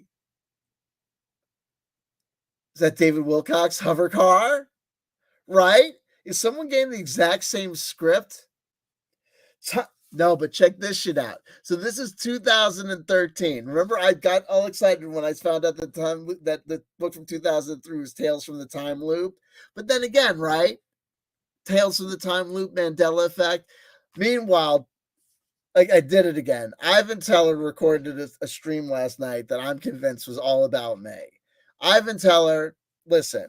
First of all, here's the other thing. Ivan Teller, I've been chasing this guy saying he's got the same views as me. I look at his live chat, look at my live chat, and look at his live chat. I'm supposed to have 3 people watching me now. My live chat is more engaged than his live chat is, and he's supposed to have like 600 people watching him. Ivan Teller, I'm calling you out. You're totally using bot views. There's no way that your live chat is less lively than my live chat, and I've got 3 people watching me live, and you're supposed to have 600 people watching you live. You're paying for your views, dude. Oh, possibly. Anyway, meanwhile, the RPG people are like, who the fuck is Ivan Teller? And we're like 3 hours in. Who's watching at this point? Time will have no meaning. Where you want to be, you will be. And I'm like, oh my God. Ah, right? Dun, dun, dun. And I'm like, oh no. Arduous seeking is not necessary. The path is already mapped out. You only have to follow the clues. We are guiding you along a set path.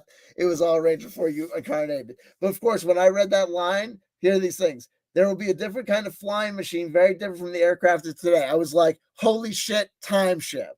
And then when it said time will have no meaning, where you want to be, you will be, I was like, dun, dun, dun. We got it. And I was like, we're going to record that video. But of course, if I recorded that video, that would be an excellent video. But of course, I put it at the end of a 3-hour video because I'm an asshole. I have all these books. You can get Fate Accelerated for $5 from 2013, and it's exactly 44 pages.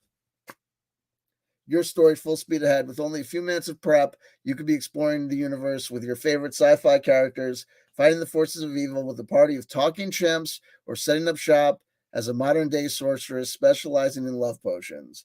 Maybe you're looking for the ideal pickup role-playing game where you're a first-time gamer looking to try something new without investing hours of your time. Regardless, Fate Accelerated Edition will bring something special to your table. Fate Accelerated, or Fate A or FAE, is a popular condensed version of the popular Fate Core role-playing game that brings all the flexibility and power of Fate in the shorter format. Inside, you'll find a method for making fast, fun characters and simple systems to support whatever story you can dream up on the fly. With FAE, you can be playing in minutes. 3, 2, 1, game on. 44 pages. Like I said, 44 is a magic number. It doesn't matter the rules. All that matters is from 2013. You're just throwing shit at the wall. We're playing the game. All that matters is we're in this together. Get involved. Start sticking your dicks and pussies into outlets. Metaphorically.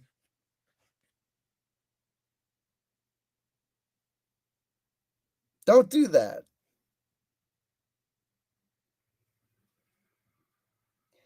I got all these other things, but we can't do it now because we're 3 hours in already.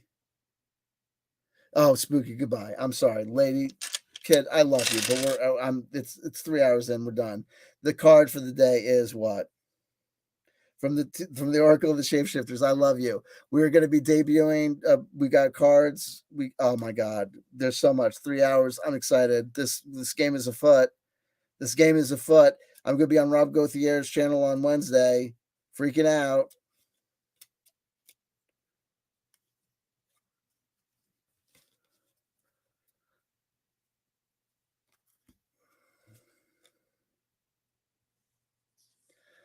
Little Red Riding Hood.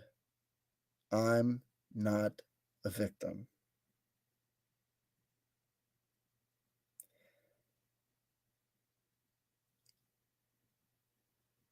If you notice here, we have a classic story with a twist. A classic story changed. The players are present. They haven't been recast. The wolf is there. Little Red Riding Hood is there. but they are doing different things.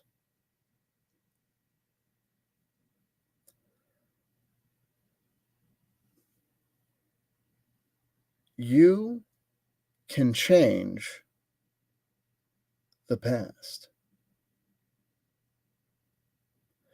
You can change the story.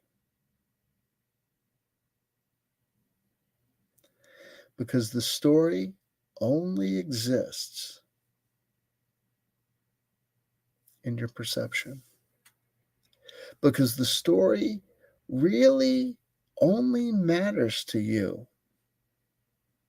Really only matters to you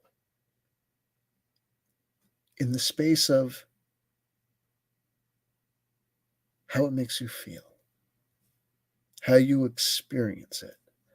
Everything else is details. It's the ones and zeros. It's the things that add up. It's the this character, the that character, the this color, the that color. It's all details. It's all data. But the data comes together in some way that you experience, you interpret, comes together, and you have some sort of take on it. This hurts. This is scary. This is bad news. This is not going somewhere good. This is the same old thing. He's lying again. He's just another one of those. This again. Or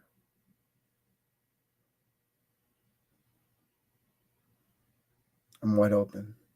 Anything can happen. This is new. There's opportunities.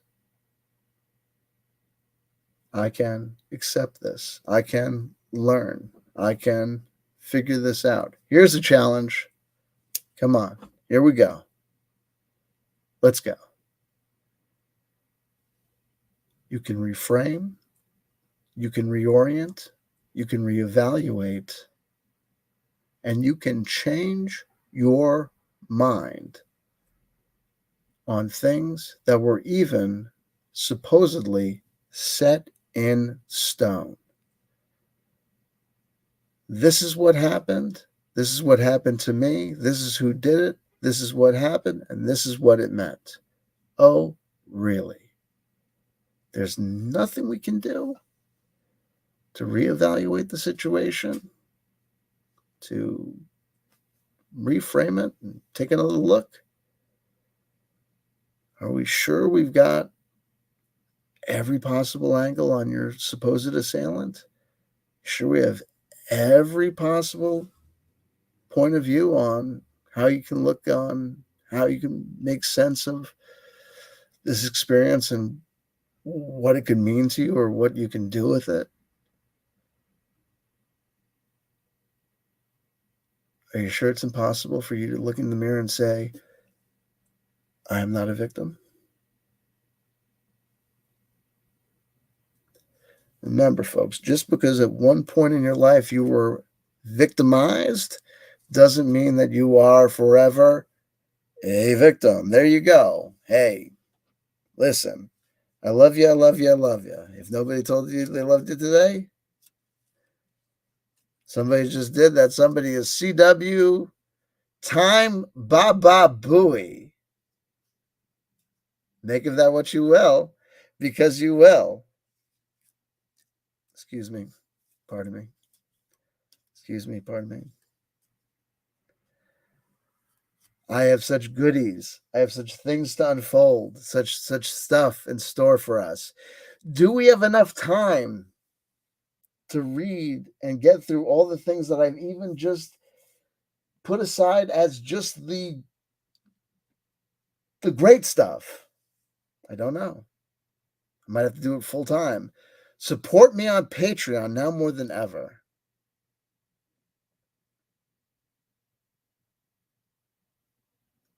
Let's get going. Get involved. Get yourself a copy of something. Look around your house. We're looking for things from 2013 on a 10-year loop, if you want to do a 10-year nostalgia loop, or things from 2003 on a 20-year nostalgia loop. If you're a beginner, just go for 1 year. And remember, how we do the meditation is you pick a year on nostalgia loop, either a 10-year nostalgia loop, a 20-year, 25 or 30 or 40-year nostalgia loop, and you just watch movies and TV from that year. You just listen to music from that year. If you have to watch or listen to something from before then, you watch or listen to something from before then, not after then. You do everything to entrain your mind to that year.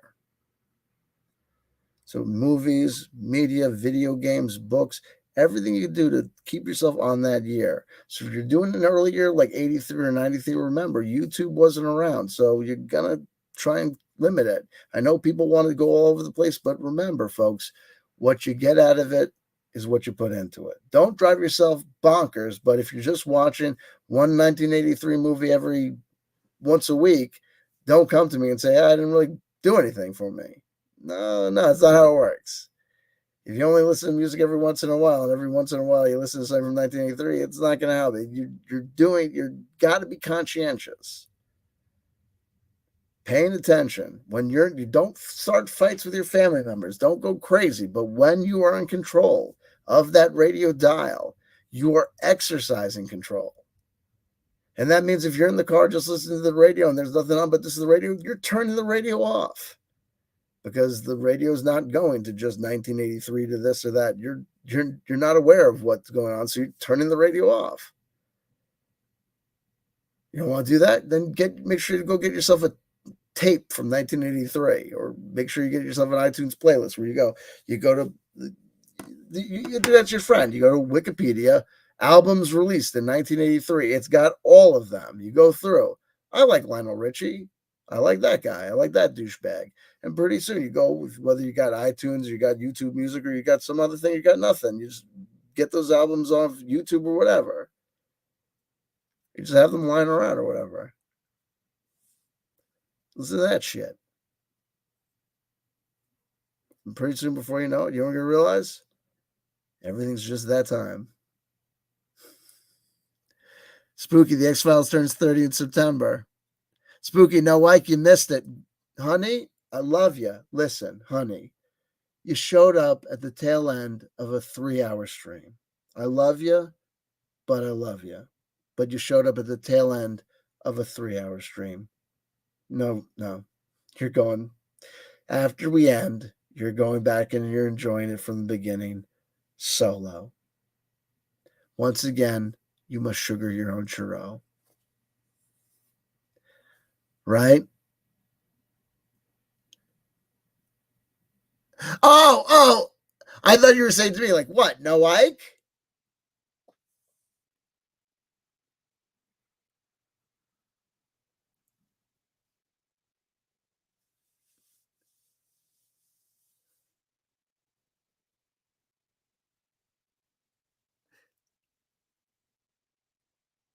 Those things, there you go. Okay, check that. Spooky. Ender's Game, the movie, 2013. Right? Fuck my mother. Fuck your mother. Fuck our mothers together. Fuck everyone's mother. Ender's Game, 2013. Shit twice and die.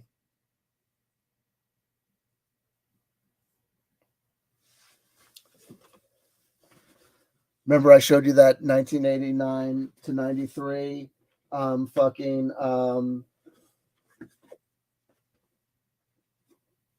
I know I said I wasn't going to do this, but one last thing.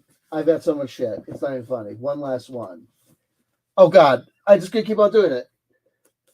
William Burroughs, Our Saint, the biography.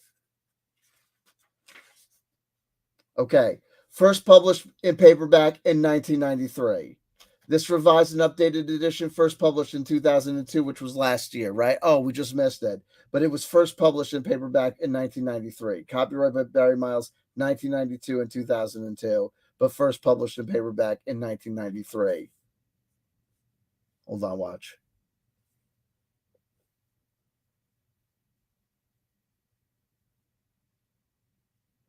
Beat poet and parasite. Spent a decade in London before returning as a prodigal son to New York in 1974 after 25 years of self-imposed exile. I was born in New York in 1975. William Burroughs returned to New York after 25 years. Think about all the loops we're talking about. Yes, granted, all coincidences and circumstances. We were talking about all about the cut-ups, right? He returns to New York the year before I was born after 25 years of self-imposed exile. Burroughs was made a member of the American Academy of Arts and Letters in 1983 following his death in August 1997. That would have been 25 years last year. If we had read this book last year, it would have been on the 20. His death would have been on the 25-year nostalgia loop, and this book that was revised and updated edition, first published in 2002, would have been right on it, right? 2002 was supposed to be my year, but it ended up being in exile. Our St. Burroughs came back for us. I don't care what anybody says. Our St. Burroughs came back for us. This would have been perfect in 2002 from 1997 to 2002. All that would have been dead on perfect, and it would have been dead on perfect for me to feel guilty as shit in 2023, being like, we missed it. I can't believe I missed the 25th anniversary of his death. But then here we go, miracle. Because of a paperback publishing, we get 1993 and we get saved. We get fucking saved. He comes back for us and says, one more time. Okay. Oh, wow. 1983. Following his death in August of 1997. Yes. We say, and as I start talking about this, Sam shows up. There are no coincidences. Original price, $13.95. 13. I'm in 2013 currently. 1995 is a huge year for me. Totes huge. Then it's been marked down. It was $13.95. It was marked down to $3.98. Remember, 1997 he died, and it would have been a very fucking tragedy. I would have fucking missed it. I would have felt like shit, because if I'd read it last year, I would have caught the 25-year nostalgia loop of his death, and we would have been so great. And it's 2002, so it would have been the 20th anniversary of the 20th anniversary of this book. But all of a sudden, because of 1993, holy shit, instead of the 20th anniversary, we get the 30th anniversary of the first publication of the paperback. We get a save, a 30th loop, and a wink and a nod. Here's a 3 that says, oh, by the way, we'll substitute that 97 for a 98. Sure, we're grasping for straws, but we're grasping for straws to turn a junkie faggot into a fucking religious saint. Yeah, we do that here. Yeah, we call them faggots. Fuck you.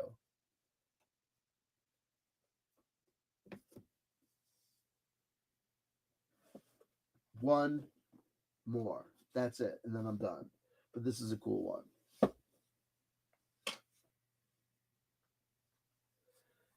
This is not it, but this book is supposed to suck. It doesn't matter because it's the Psionics Handbook, and it's got a Cthulhu on it, a mind flayer.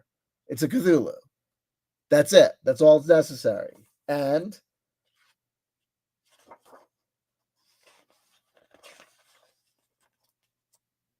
it's not on our loop, unfortunately, because it's from 2001. It's from 2 years earlier. Fuck me. Shit. I didn't realize that.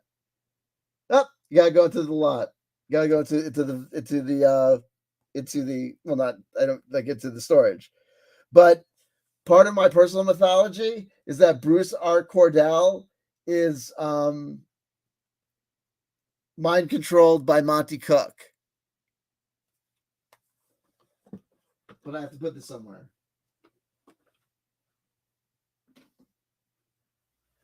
We'll have to wait a couple of years till it comes back on another loop.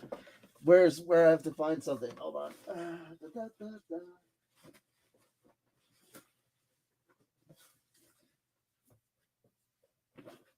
Where's that strange exotic dick pussy vagina combination I put together?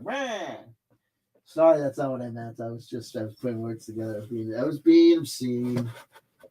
Words are obscene. No, I'm under attack. Mysterious objects. Oh God, everything's my fault. I did everything wrong. Oh God, now I wait too long to eat. How did it get to be 11? Why did I spend 3 hours with you people? I know why I did. It was worth it. It was kind of worth it. Then I end up regretting it because I go, like, I can't believe I spent my night doing that. And then I'll be like, oh, now I have to go to bed. Oh, jeez. But now I can't go to bed because of this fucking medication, which I took in the morning.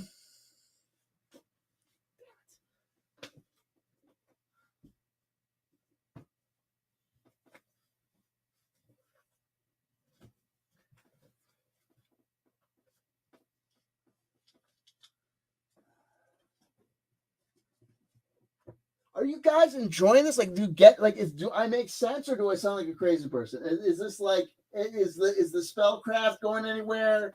Does it seem like we're going? Is the game going to come together? Does it make sense? Like I know, like it's like we're at the edges of things coming together because I understand that like a lot of it is like I'm describing things, but like people don't know. It's not like here's what you need to understand. If people are expecting there to be like some sort of solid rule set where like and when people come together and interact, you roll a dice and then they roll a dice and then the combat resolves like that. They're not rules like that. We're not trying to do that. We're not trying to do that. Right? It's like it's all like this mental conformist factory is closed, and in the name of, in the name of ultraviolet blue light, you know what I mean? I attacked the White House and I see it's disappeared. It's all this like it's imaginary shit, you know what I mean? Like and no one dies and you know what I mean, and you can resurrect the dead and and travel back in time with your mind. Like it's all just make believe. But it's totally real and the magical effects actually happen. Right?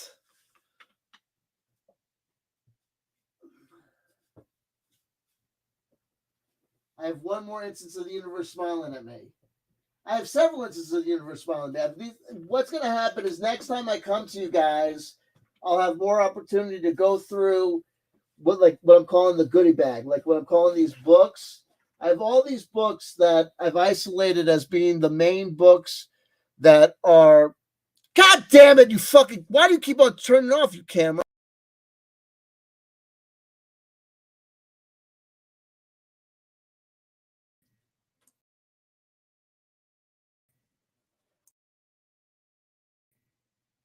Hello?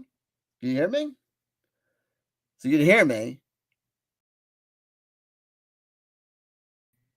Hello? So you can hear me.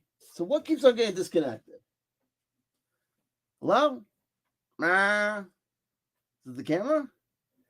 Okay. So this is the universe telling me to fuck off and die. So the camera turned off.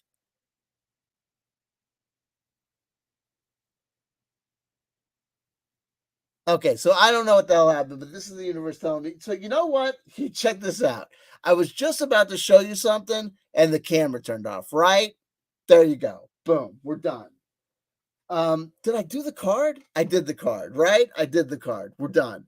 I love you. I love you. I love you. If nobody told you they loved you today, somebody just did. A very excitable CW time, Baba Booey, side CW chanter. I'm gonna be on Rob Gauthier's channel Wednesday.